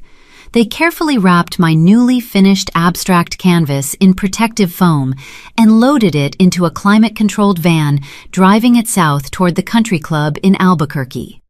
The painting was the Trojan horse, hiding the bruised, violent truth of our family dynamic beneath layers of gold foil and crimson oil. At 4 o'clock, a messenger from Patricia's office delivered a sleek black leather portfolio. It contained the printed legal documents, notarized and stamped with the state seal. I placed the portfolio on my desk, right next to my discarded charcoal sticks. At 5 o'clock, I began to get ready. I washed my hair, scrubbing the lingering scent of turpentine from my skin. I applied my makeup with the same precise, measured strokes I used on a canvas, highlighting the sharp angles of my jawline. I stepped into the emerald gown. The heavy silk fell perfectly around my frame, acting as a luxurious suit of armor. I clasped a simple silver necklace around my throat, rejecting the ostentatious jewelry my sister usually wore. I looked at my reflection in the tall studio mirror. The woman staring back at me did not look like a struggling artist begging for scraps of validation. She looked like an apex predator disguised in evening wear. At exactly 6 o'clock, the low rumble of a luxury engine vibrated through the floorboards. The black town car had arrived to collect me. I picked up the leather portfolio, its weight a comforting reminder of my absolute jurisdiction over the impending conflict. I turned off the studio lights, locking the heavy oak door behind me. I walked out into the warm evening air, stepping into the back of the waiting vehicle, ready to burn my father's empire to the ground. The town car glided up the sweeping circular driveway of the Albuquerque Country Club, tires crunching softly against the crushed white gravel. I looked out the tinted window. The sprawling architecture mirrored a modern palace, all sharp glass angles and polished sandstone, glowing under the harsh glare of imported security floodlights. Valets in crisp white jackets rushed to open doors for arriving guests. while a small cluster of local reporters gathered near the velvet ropes, cameras flashing like erratic lightning. I stepped out of the vehicle, the heavy emerald silk of my gown brushing against the pavement. The evening air carried the scent of expensive floral arrangements and the faint metallic tang of ozone. I held the black leather portfolio securely against my side. It felt like an anchor tethering me to reality amidst a sea of fabricated glamour. A uniformed attendant guided me through the grand foyer and into the main ballroom. The scale of the event was designed to intimidate. Crystal chandeliers hung from vaulted ceilings, casting fractured light over hundreds of guests. The room was packed with the financial elite of New Mexico. I recognized private equity partners, regional politicians, and prominent real estate brokers. They held fluted champagne glasses, exchanging shallow pleasantries and calculated smiles. The atmosphere was suffocatingly pretentious, a theater of status, where everyone was desperate to prove their net worth. I stood near the entrance, surveying the crowd. I was not looking for friends. I was identifying the targets. I spotted the executive board members from the regional lending institution huddled near the bar. They were the very men who had authorized the fraudulent $3.5 million note. Tonight, they thought they were attending a celebration of William's continued success. They had no idea they were sharing a room with the ghost corporation that just bought their toxic debt. Before I could move further into the room, a heavy hand clamped down on my elbow. "Lyra," my father announced, his voice booming over the string quartet playing in the corner. His grip was tight, his fingers digging into my arm just enough to assert physical control without causing a scene. He wore a custom-tailored tuxedo, projecting the image of a fearless titan of industry.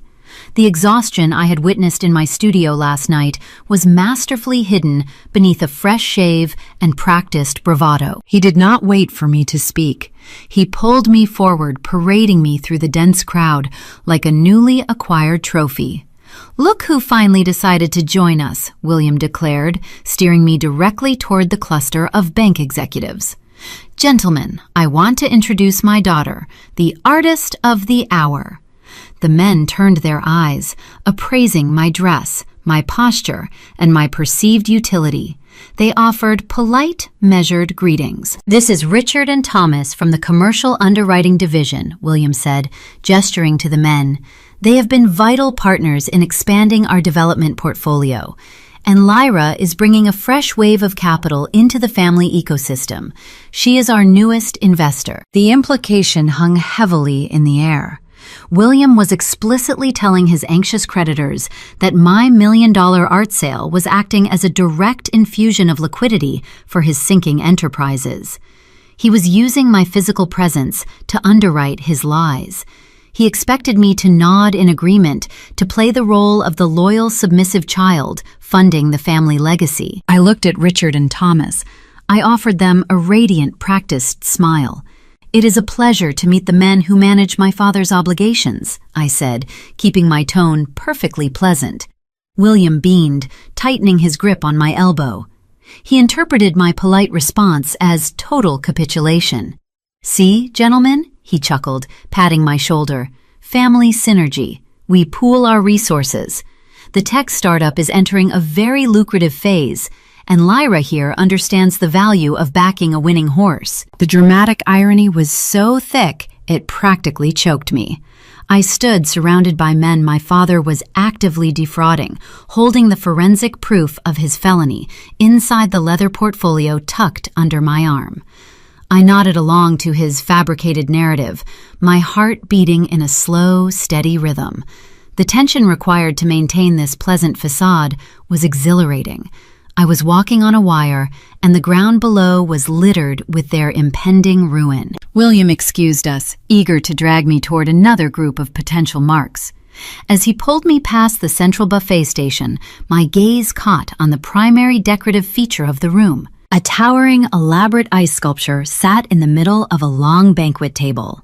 It was carved into the shape of Victoria's tech company logo. It was intended to project strength and permanence. But the ballroom was crowded, and the heat generated by hundreds of bodies was taking a toll. The sharp edges of the carved ice were already softening. A steady stream of cold water dripped down the sides of the sculpture, pooling on the pristine white tablecloth. The fabric was soaked, the dark water stain spreading outward like a slow hemorrhage. It was a flawless metaphor for their delusion of control. They could dress up their failing empire in crystal and silk, but the foundation was melting right in front of them. Just as I pulled my elbow free from my father's grasp, claiming I needed a glass of water, Victoria intercepted me. She wore a stunning silver evening gown, having discarded the paint-ruined blazer from yesterday. Her hair was pulled back into a severe, elegant knot. She carried a champagne flute, her posture radiating an unearned smugness. She believed the extortion had worked. She believed I was here to write the check. "You clean up well," Victoria noted, her eyes scanning my emerald dress. "I am glad you decided to be a team player, Lyra. It shows maturity." "Thank you, Victoria," I replied, maintaining my serene expression. "A reporter from the Albuquerque Business Journal is floating around the VIP section," she continued, leaning closer, her voice dropping to a conspiratorial whisper. "He wants a quote about the integration of your art funds into my startup. When he approaches you, I need you to stick to the script." She reached out, attempting to adjust the silver necklace at my throat, a patronizing gesture designed to establish dominance. "Tell him you believe in the disruptive potential of my software," Victoria dictated, pulling her hand back. "Tell him the Robert family always reinvests in internal innovation. Do not mention the Canyon Road studio. We want the focus on the tech sector, not bohemian crafts. Understand?" I looked at her, observing the frantic desperation masquerading as confidence. She was trying to script my own voice, demanding I erase my identity to prop up her failing illusion. She thought she was directing a play, unaware that the theater was scheduled for demolition. "I understand perfectly," I said, my voice smooth and devoid of friction. "I will make sure the press hears exactly how the Robert family handles their investments." Victoria smiled, taking a sip of champagne, completely satisfied by my apparent obedience. "Good. Just follow my lead tonight and we will get through this." The ballroom lights dimmed slightly, signaling a transition in the evening's schedule. A spotlight illuminated a small wooden stage erected at the far end of the room. The string quartet stopped playing, replaced by the low hum of an amplified microphone. William detached himself from a group of local politicians and walked purposefully toward the stage stairs. He adjusted his tuxedo jacket, projecting the aura of a conquering hero preparing to address his loyal subjects. The crowd began to gravitate toward the front of the room, holding their drinks, waiting for the keynote address. Victoria nudged my shoulder. "It is time," she whispered, her eyes fixed on our father. "Come to the front row. He is going to call us up." I adjusted my grip on the black leather portfolio. The slow burn of the evening had reached its threshold. The false environment, the suffocating pretension, the calculated lies spun by my father and sister were about to collide with the uncompromising reality of contract law. I followed Victoria through the parting crowd, keeping my steps measured and calm, ready to claim the stage. The ballroom lights shifted, pulling focus from the scattered banquet tables toward the elevated wooden stage. The ambient chatter of 300 guests dissolved into a low, expectant murmur. William reached the center of the platform. He stood, bathed in a stark white spotlight, adjusting the lapels of his custom tuxedo. He tapped the head of the microphone twice. The dull thud reverberated through the ceiling speakers, commanding total silence from the room. He looked out over the sea of investors, politicians, and creditors. He possessed an uncanny ability to scan a crowd and make every individual feel like they were the sole recipient of his attention. It was a predator's trick designed to mesmerize the prey before the jaws snapped shut. "Welcome, William," began his baritone voice, smooth and resonant. He did not read from a prepared script. He relied on his natural charisma, the same charm he used to secure zoning permits and manipulate local tax boards. "I look around this room tonight and I see the foundation of New Mexico. I see visionaries. I see partners who understand that building a lasting legacy requires more than just capital. It requires unwavering family values. It requires smart investments. And most importantly, it requires corporate synergy. I stood in the front row, wedged between Victoria and the regional bank executives. The smell of Victoria's expensive floral perfume mixed with the stale odor of spilled champagne. I watched my father pace the width of the small stage, projecting the illusion of invincible wealth. My father continued his monologue, weaving a fabricated narrative about our family history. He spoke about my grandfather Thomas, framing the old rancher as a pioneer of commercial enterprise. It was a staggering distortion of reality. Thomas despised corporate developers. He spent his life preserving the raw beauty of the desert, protecting the Taos property from men exactly like William. Yet here was William standing under a crystal chandelier, using a dead man's integrity to launder his own reputation. "We live in a volatile market," William declared, leaning closer to the microphone stand. "The economy shifts, industries evolve. But the Robert Development Group survives because we diversify. We recognize potential. We nurture it." He paused, letting his gaze sweep over the cluster of banking executives standing mere inches away from me.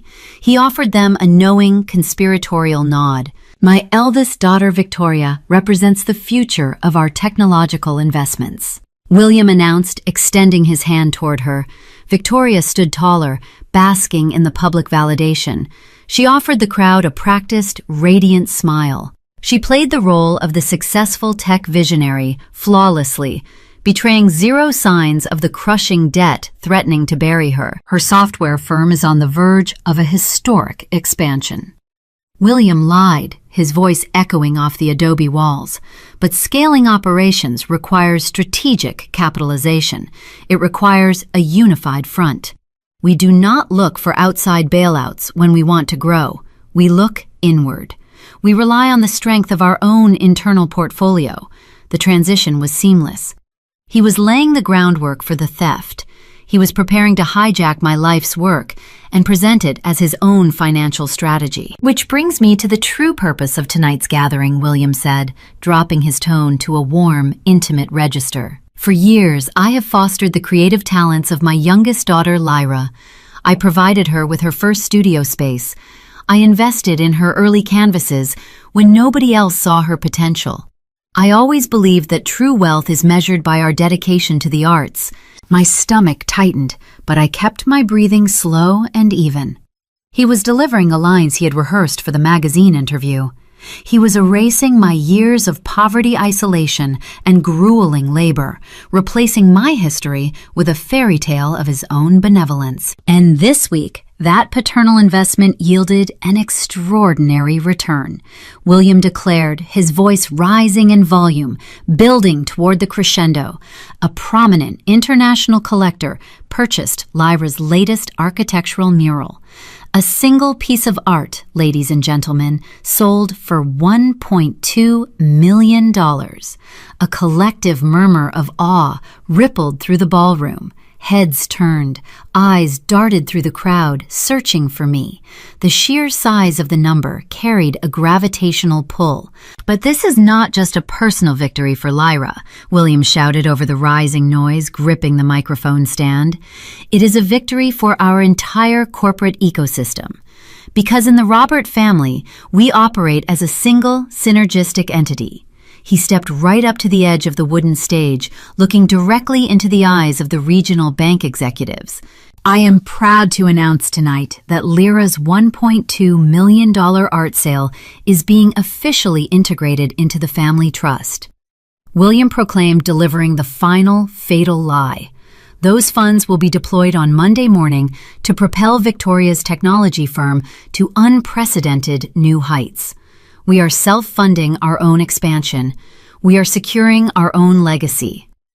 The ballroom erupted into applause. The sound was deafening. I watched Richard and Thomas, the commercial underwriters, exchange a look of profound relief.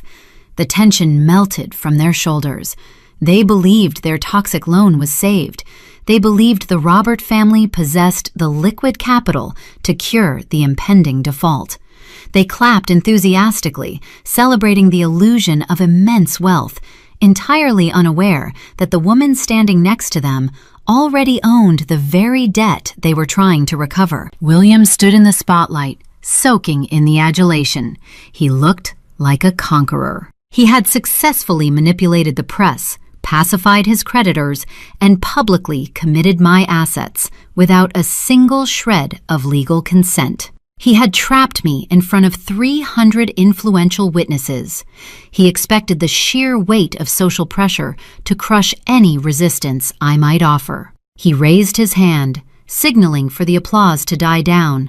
"Please," William said, gesturing grandly toward the front row, "I want you all to hear from the artist herself. Lyra, come join your father on stage." The spotlight shifted, sweeping across the floor and landing directly on me. The bright, hot beam illuminated the heavy emerald silk of my gown. Hundreds of faces turned in my direction, their eyes shining with expectation. Victoria leaned close to my ear. Her breath smelled of stale champagne. "Smile," she hissed, her voice barely a whisper beneath the renewed applause. "Get up there and nod. Do not ruin this." I did not look at her. I did not fix my hair or smooth my dress. I stepped forward, stepping out of the shadows and into the harsh glare of the spotlight. I held the black leather portfolio in my left hand. It contained the assignment of debt, the default notices, and the forensic proof of their federal wire fraud.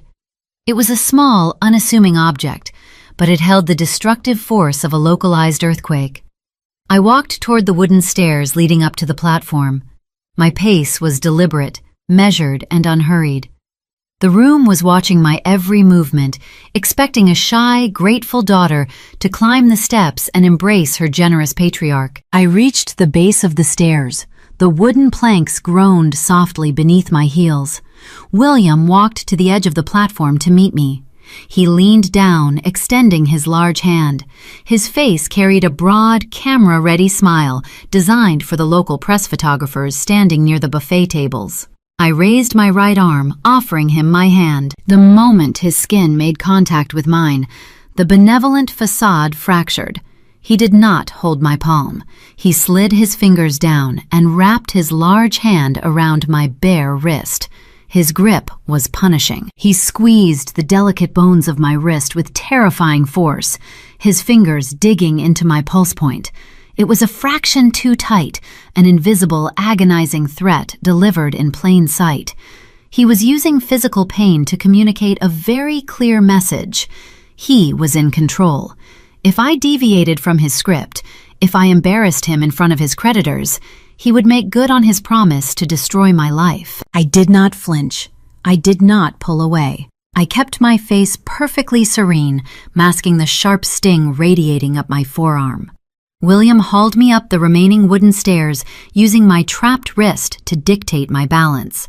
He pulled me close to his side, wrapping his other arm heavily around my shoulders, locking me into place in front of the microphone. The audience cheered louder, captivated by the touching display of family unity. They saw a loving father supporting his talented child. They did not see the bruises forming under his grip. They did not feel the cold, rigid tension vibrating between our bodies. We stood together in the center of the blinding white spotlight. The trap was set. The audience was captive. The illusion of his corporate empire was sitting at its absolute peak, inflated to the point of bursting. William leaned toward the microphone, ready to hand me the floor, fully expecting me to surrender my future to save his pride. He had no idea I had brought the needle. William released my wrist, stepping back just enough to give me access to the microphone. The sudden absence of his crushing grip sent a rush of cold air over my bruised skin. My fingers tingled as circulation returned, but I kept my hand perfectly steady. I placed my right hand on the cool metal shaft of the microphone stand. I held the black leather portfolio securely against my hip with my left arm, feeling the stiff edges of the legal documents pressing through the material. The ballroom was completely silent. 300 influential guests held their breath, waiting for the heartwarming conclusion to the Robert family narrative. They expected a tearful expression of gratitude. They expected a naive daughter to validate the illusion my father had just spent 15 minutes constructing. The heat from the overhead stage lights beat down on my shoulders, warming the heavy emerald silk of my gown. I leaned into the microphone. "Thank you, William," I said. My voice resonated through the massive ceiling speakers. It did not shake. It was cold, clear, and stripped of any familial warmth. The use of his first name, rather than calling him Dad, sent an immediate, almost imperceptible ripple of confusion through the front rows. William maintained his broad, camera-ready smile, but his eyes narrowed instantly. He shifted his weight in his custom tuxedo, sensing a slight deviation from his approved script, but he remained frozen in the bright spotlight, unwilling to break his benevolent patriarch character in front of the local press. I looked out over the crowd, bypassing the regional politicians and focusing directly on the banking executives standing near the edge of the stage. "My father tells a very compelling story," I continued, my voice echoing off the vaulted ceilings and crystal chandeliers. "He speaks about synergy. He speaks about a unified family ecosystem. He just told all of you that he nurtured my creative talents, financed my early studio space, and provided a safety net for my career." I paused, letting the silence stretch across the enormous room. I wanted the heavy weight of his fabricated history to settle over the audience before I dismantled it. I looked at the ice sculpture in the center of the room, still melting and dripping dark water onto the pristine tablecloth. "That is a fascinating narrative," I said, maintaining a level conversational cadence. "But it is entirely fictional." The collective silence in the ballroom transformed into something heavy and dangerous. The air grew thick. A few guests in the back rows shifted uncomfortably in their seats, the rustle of expensive fabric amplifying in the quiet space. The reporters near the buffet tables suddenly raised their cameras, sensing a drastic shift in the atmospheric pressure. William let out a short, forced chuckle. He took a half-step toward me, intending to play off my statement as a bout of stage fright or artistic eccentricity. "What Lyra means," William interrupted, leaning his upper body toward the microphone, "is that artists always feel like they are struggling alone in the beginning. It is part of the creative process." I did not step aside. I held my ground, keeping my mouth close to the audio receiver, cutting him off before he could regain control of the room. "What I mean," I stated, projecting my voice over his nervous laughter, "is that William Robert cut off my college funding a decade ago because he told me fine art was a poor investment. He did not buy my canvases. He did not finance my studio. I spent 7 years working double shifts at local diners to afford unheated garages off Canyon Road. I mixed my own pigments because I could not afford to buy them. 3 nights ago, at a private dinner in Santa Fe, he pointed a silver fork at me and told me to stop playing artist and get a real job." The illusion cracked. The pristine corporate diorama my father had built shattered into 1,000 jagged pieces. The crowd stared in stunned disbelief. The commercial underwriters, Richard and Thomas, exchanged alarmed glances. Their comfortable, relaxed postures vanished. Victoria, standing in the front row in her silver evening gown, went completely rigid. Her face drained of all color, matching the pale sandstone walls of the country club. She clutched her champagne flute so tightly her knuckles turned white. I turned my head slightly, looking directly at my father. The spotlight illuminated the sheer panic flaring in his eyes. He was suffocating in the open air. The benevolent mask was entirely gone, replaced by the raw, cornered desperation of a man watching his leverage evaporate in real time. So when my gallery director called me to confirm the sale of my mural for $1.2 million, I continued turning my attention back to the silent crowd. My family was not celebrating a triumph. They were calculating a bailout. A low murmur erupted from the back of the room. The whispers spread like a virus, moving rapidly through the audience of private equity investors and real estate brokers. "Lyra, that is enough," William hissed through clenched teeth.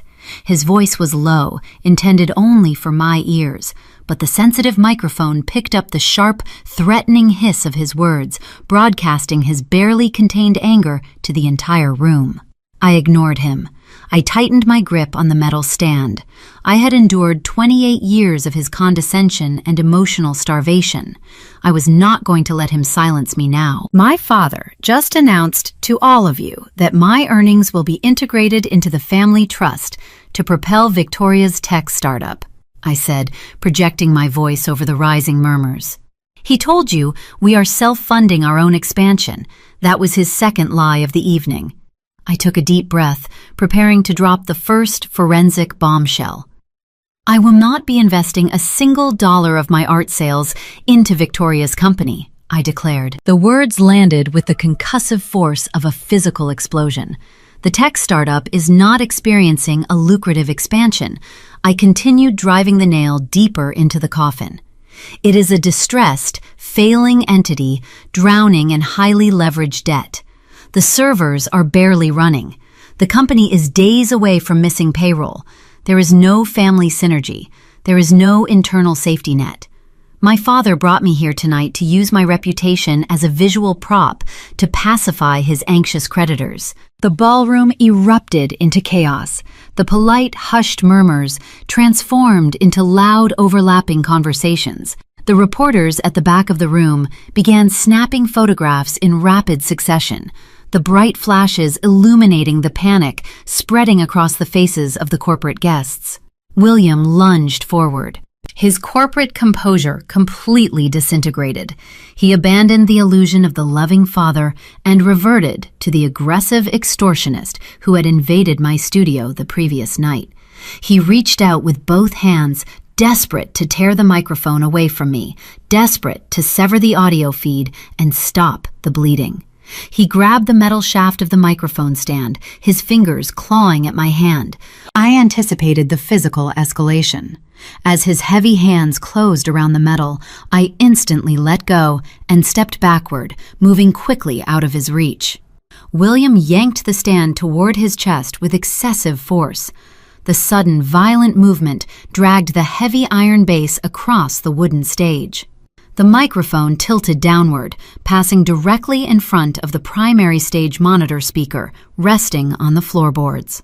A sharp, high-pitched feedback whine sliced through the ballroom. The sound was deafening, a piercing electronic shriek that forced several guests in the front rows to cover their ears in pain. It was the auditory equivalent of William's internal panic, a loud, ugly noise exposing the total loss of his structural control.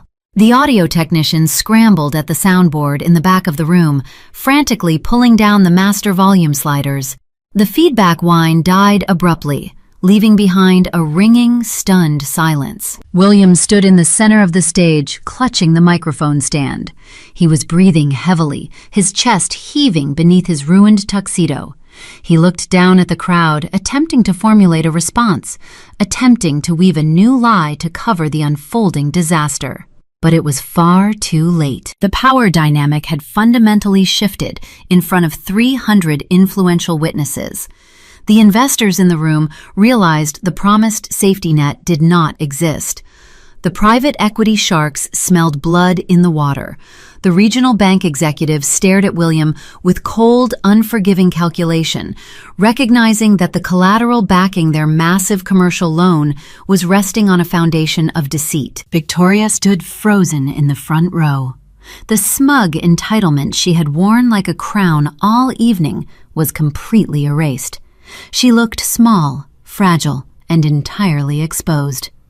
Her illusion of corporate success was publicly demolished. Her status revoked by the very sister she had mocked. I stood near the edge of the stage, safely out of my father's reach. I was breathing evenly. My heart was not racing. I felt an overwhelming sense of calm. I had shattered their facade, correcting the historical record for everyone to hear, but the execution was only half complete. They were exposed, but they still believed the Albuquerque Bank held the keys to their survival. They still believed they could negotiate a cure period for their default. I looked down at the black leather portfolio resting against my hip. I flipped the brass clasp open. The crowd watched me, their attention completely hijacked by the drama. William stared at me, his eyes wide with a mixture of fury and genuine terror. He realized he had pushed me too far, but he had no idea how deep the chasm beneath his feet truly went. I reached into the portfolio, sliding my fingers across the crisp, notarized legal documents Patricia had prepared for me. It was time to stop correcting the narrative and start enforcing the law. I slid my hand inside the black leather portfolio. The smooth interior lining felt cool against my fingertips, a stark contrast to the stifling heat generated by the overhead stage lamps. William stood paralyzed near the center of the wooden platform. He was still clutching the microphone stand like a shipwreck survivor holding a piece of floating debris. The ballroom remained trapped in a breathless vacuum. 300 guests stared at us in total silence, the atmosphere charged with electric anticipation. I pulled a thick stack of printed parchment from the folder. The bright stage lights illuminated the state notary seals stamped across the bottom of the pages. The fresh scent of toner ink drifted up from the legal documents, carrying the sterile, undeniable aroma of empirical truth. It was the perfect antidote to the emotional fiction my father had just peddled to the crowd. I turned away from William and faced the front row. Richard and Thomas, the commercial underwriters from the Albuquerque Lending Institution, stood rigid. Their crystal champagne flutes were lowered. Their eyes were locked on the papers in my hand. They were calculating their institutional exposure in real time, sensing a catastrophic failure in their risk management protocols. My voice did not need amplification. The room was so incredibly quiet that every syllable carried effortlessly to the back walls. Your underwriting division classifies non-performing assets at midnight, I said, addressing the two bankers directly. Victoria failed to meet her final cure period deadline yesterday evening. Her tech startup officially defaulted on the $3.5 million commercial loan. Richard blinked repeatedly, his professional composure fracturing. He opened his mouth to respond, perhaps intending to cite client confidentiality, but the sheer gravity of the situation kept him silent. He knew I possessed insider knowledge that could only originate from the highest levels of his organization. Regional lenders despise carrying distressed notes into a new fiscal quarter. I continued keeping my tone clinical and detached. They prefer to assign troubled obligations to private equity firms. It cleans their ledgers and prevents painful regulatory audits. This morning, your asset management team negotiated a swift exit strategy. They sold the troubled note to an anonymous holding company registered in Delaware. I stepped closer to the edge of the platform, looking down at the bewildered faces. I am the sole proprietor of that holding company. I utilized the proceeds from my recent art sale to capitalize the entity. I purchased the debt in its entirety. The revelation cascaded through the ballroom like a physical wave. The pieces of the puzzle aligned for every financial expert in the crowd. They recognized the strategic brilliance of the maneuver. I had not merely defended my wealth from a parasitic family. I had weaponized my capital. Victoria gasped. The sound was sharp and fragile, similar to the noise of stepping on thin winter ice. She swayed in her silver evening gown, her equilibrium failing. She reached out and grabbed the edge of the front row banquet table to keep from collapsing onto the carpet. Her gaze darted frantically toward William, seeking the protective patriarch who always fixed her mistakes. But William offered no salvation.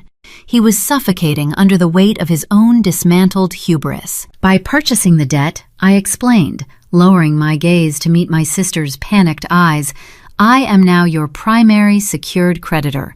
I own the promissory note. I own the exclusive right to demand immediate repayment of the principal balance. And more importantly, I control the collateral securing the loan. The word collateral sent a visible, violent shudder through William. His broad shoulders slumped forward. The bespoke tuxedo suddenly looked 2 sizes too big for his deflating frame. I shifted my attention back to the bank executives. The underwriters were sweating profusely. They sensed the impending legal disaster rapidly approaching their department. When my father originated this loan 2 years ago, I stated he pledged the Taos Heritage Trust property as security. It is a historic estate meant to remain untouched for the grandchildren. A lien of that magnitude requires the unanimous notarized consent of every adult beneficiary. I raised the stack of legal documents higher, displaying the printed pages to the stunned audience. The local press corps at the back of the room realized the magnitude of the story. Camera shutters began clicking in rapid succession, the bright flashes illuminating the horror spreading across the faces of the corporate guests. Tomorrow's headlines were changing right in front of them. My father presented your institution with a signed authorization form, I continued. He provided a document bearing my signature, granting explicit permission to leverage the estate. But I never signed that paper. I never sat in a room with a notary. My father digitally grafted my signature from an old tax return and attached it to the commercial lending agreement. He committed federal wire fraud to secure capital for his favored daughter. The oxygen in the ballroom vanished entirely. The social elite of New Mexico stopped breathing. The accusation of a federal felony delivered with such calm precision paralyzed the crowd. Richard and Thomas physically stepped backward. They retreated from the stage as if the wooden platform had spontaneously caught fire. Their lending institution was holding a fraudulent note. They were exposed to severe regulatory penalties and criminal investigations. The men they had championed moments ago were now radioactive liabilities they needed to abandon immediately. William opened his mouth. His lips moved, but no sound emerged. The master manipulator was stripped of his voice. He had spent decades talking his way out of tight corners, utilizing charm and intimidation to bend reality to his will. But charisma cannot alter a notarized chain of title. Arrogance cannot rewrite a recorded lien. I turned my back on the murmuring crowd and walked toward my father. My emerald silk gown swept across the floorboards. The soft rustle of the fabric accompanied the steady click of my heels. I stopped less than 2 feet away from him. I could smell the stale perspiration soaking into the collar of his expensive dress shirt. His eyes were wide, darting wildly as he searched for an escape route that simply did not exist. He looked incredibly small. The terrifying giant who had haunted my childhood was nothing more than a desperate man caught in a snare of his own design. I held out the stack of documents. "These are the formal notices of default," I said softly, ensuring only he could hear the final judgment over the rising din of the ballroom. "These are the foreclosure initiation filings for the Taos property. You do not have 30 days to cure this error. You do not have a grace period. I am calling the note due immediately." He stared at the papers. He refused to raise his hands. Taking the documents meant accepting his ruin. It meant acknowledging that the daughter he discarded had engineered his total destruction. I did not wait for his compliance. I stepped into his personal space. I pressed the thick stack of legal parchment directly against the center of his chest. The loud, heavy rustle of the stiff paper echoed over the silent stage. The sound was sharp and unforgiving. It was the physical manifestation of the invoice he had finally earned. "Take them, William," I instructed. His arms moved with jerky, robotic hesitation. He brought his hands up, his fingers closing weakly around the edges of the default notices. As soon as he secured his grip, I released the paper and stepped away. The transfer of power was absolute. I looked out at the ballroom. The private equity investors were already turning their backs, moving swiftly toward the exit doors.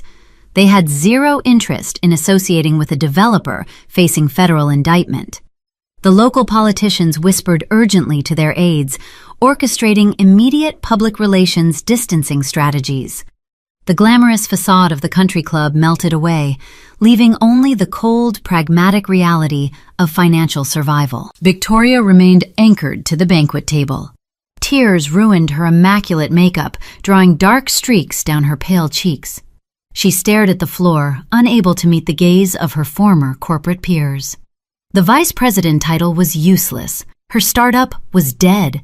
Her social standing was eradicated. William stood frozen in the spotlight. He held the default notices against his chest, staring blankly at the retreating crowd. His empire was gone. His reputation was ashes. He possessed no wealth, no leverage, and no future. He was completely bankrupt in every sense of the word. I did not linger to watch them suffer. The forensic execution was complete. The final boundary was drawn in ink and recorded in the state registry. I turned and walked toward the stage stairs, ready to leave the wreckage behind and return to the quiet sanctuary of my studio. 6 months have passed since the night the Albuquerque ballroom went silent. I did not linger in the aftermath of that evening. I walked out of the country club, stepped into the cool desert air, and let the heavy glass doors close behind me, sealing my father and sister inside the tomb of their own making. The drive back to Santa Fe was the most peaceful journey of my life. The frantic, vibrating tension that had plagued my existence for 28 years evaporated into the dark New Mexico sky, replaced by a profound and unshakable calm. I did not attend the bankruptcy hearings. I did not sit in the gallery during the federal arraignments. Patricia handled the structural dismantling with her usual surgical precision, acting as the impenetrable wall between my new life and their collapsing empire. I did not need to witness their ruin in person to know the severity of the consequences. The regional lenders seized the corporate accounts before the weekend was over.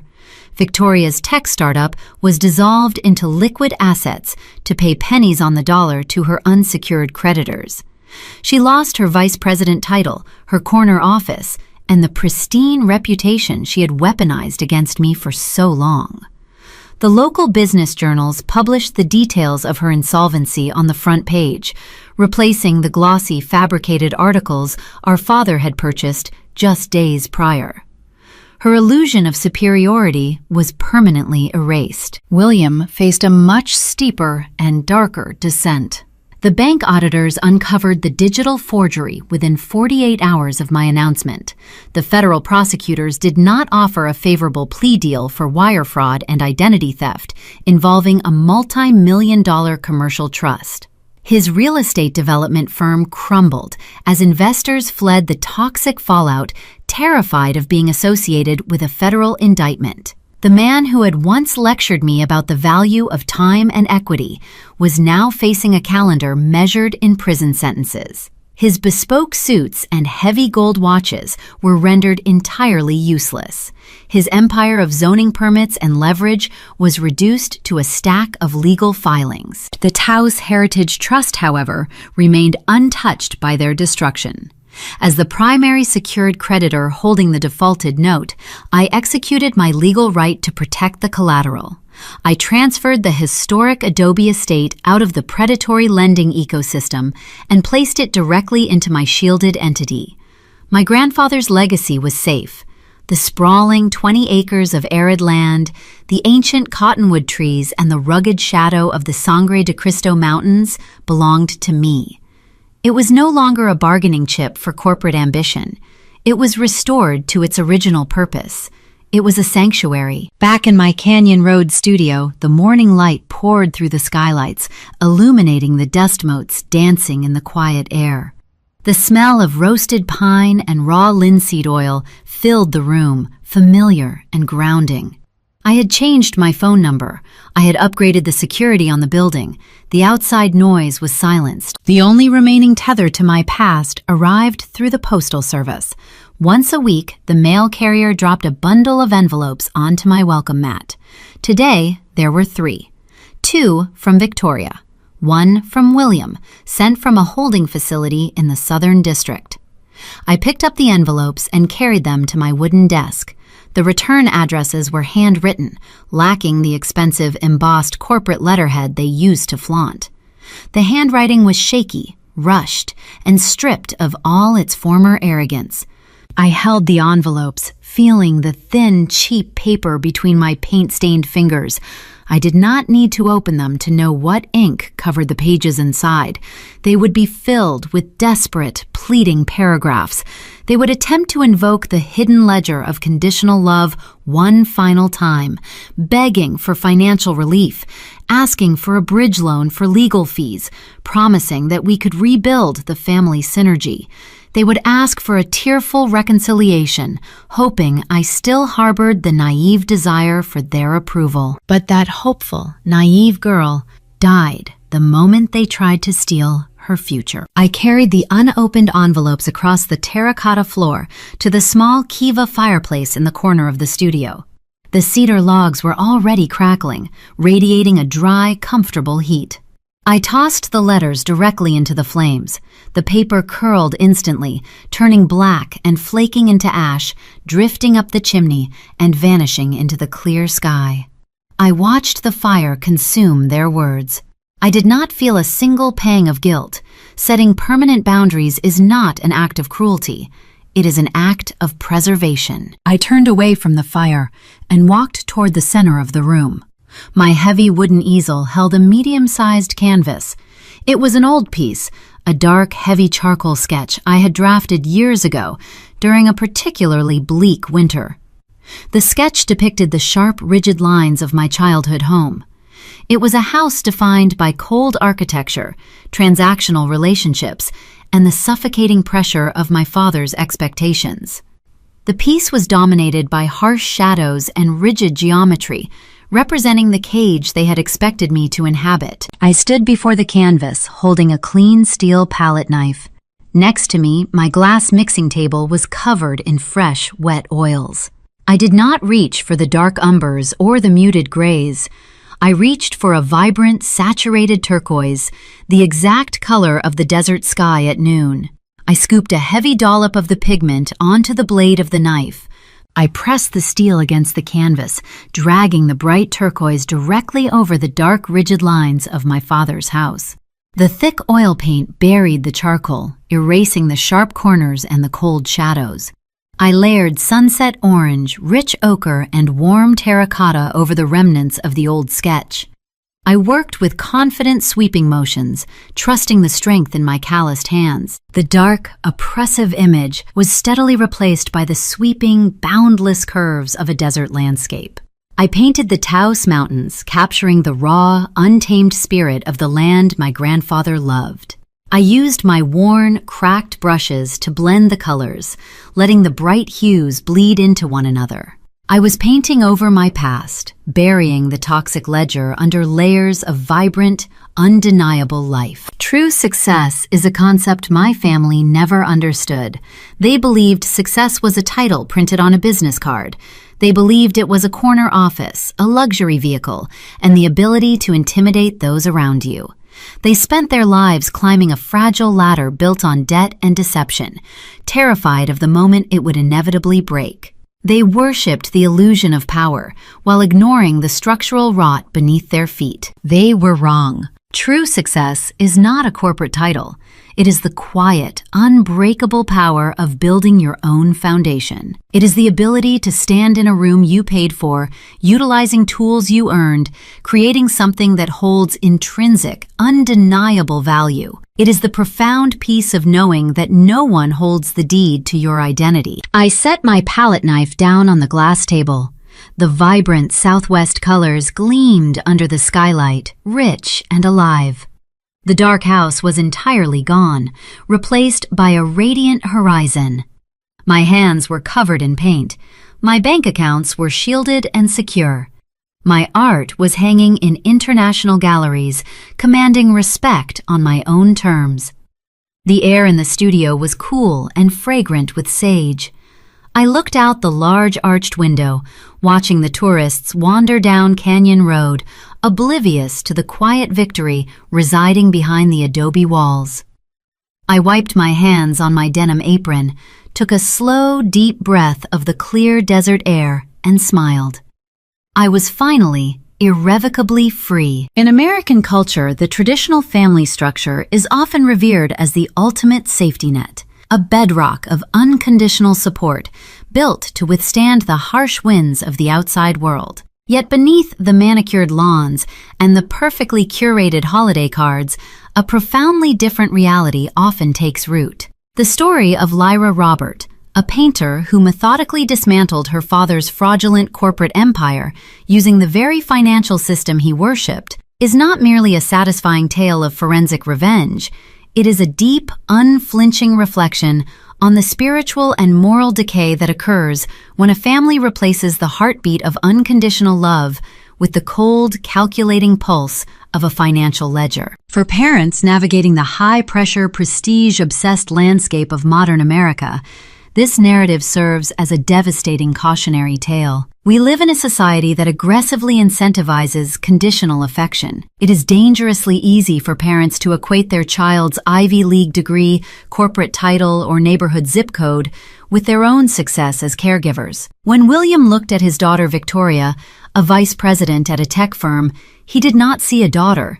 He saw a high-performing asset. When he looked at Lyra, a struggling artist with paint-stained hands, he saw a liability. This is the tragic failure of the transactional family. True parental responsibility is not defined by providing a trust fund, a networking opportunity, or a down payment on a house. It is defined by absolute honesty, unwavering fairness, and deep emotional awareness. It requires parents to recognize the unique, intrinsic value of their children's souls, rather than measuring their worth by how well they conform to a socially acceptable, easily monetized mold. When parents use guilt, financial leverage, and blatant favoritism to govern their household, they are not raising a family, they are running a cartel. And as William learned while standing paralyzed under the bright lights of a ballroom stage, if you raise your children in a ruthless marketplace, you cannot be surprised when they eventually hand you a legally binding invoice. From Lyra's arduous journey, a vital message emerges for the youth, especially those striving to carve out their own identities in a world that constantly demands scalable, conventional success. The lesson is simple, yet incredibly grueling. Your worth is not dictated by the people who refuse to see your light, even if those people share your last name. Young adults must understand that the most important infrastructure they will ever build is their own internal resilience. Lyra's ultimate power did not manifest suddenly with a multi-million-dollar wire transfer. Her power was forged in the quiet, unheated garage where she mixed her own pigments, hauled her own canvases, and weathered her family's disdain. It was built on the grit and determination to survive without a safety net. For the youth, the message is to trust your own calloused hands. Setting firm, unyielding boundaries with toxic family members is not an act of betrayal against traditional values. It is the ultimate act of self-preservation.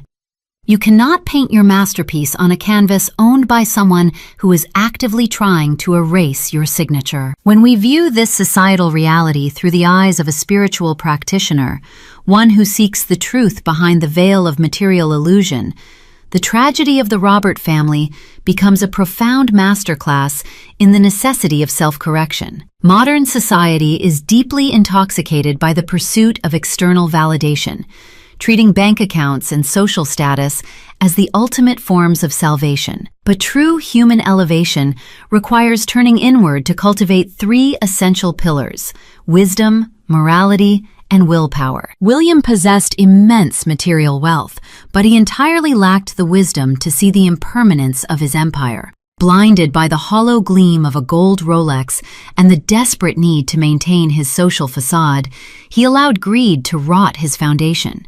He lacked the morality to govern his actions, committing federal fraud to sustain an illusion. He planted seeds of deceit, and the universe, operating on the infallible law of cause and effect, delivered a harvest of absolute ruin. Lyra, conversely, embodies the spiritual triumph of willpower. She engaged in the most difficult form of self-correction, stripping away the toxic, deeply ingrained conditioning of her childhood to forge a life rooted in authentic truth. To live a better, more meaningful life, we must stop chasing the ghosts of societal approval.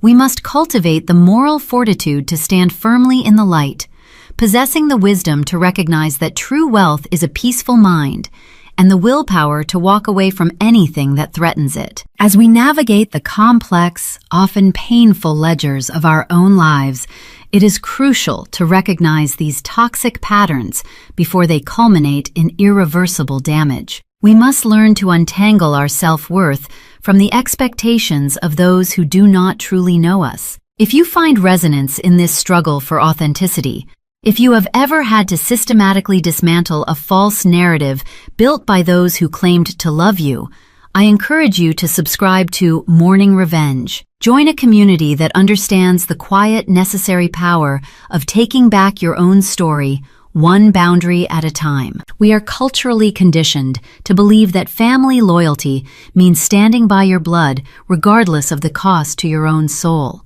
We are taught that forgiveness is the only morally acceptable path to peace, and that walking away is a fundamental failure of character. But here is a truth that violently opposes generations of conventional thinking. Sometimes, the highest form of love you can offer a profoundly broken system is to absolutely refuse to participate in its delusion.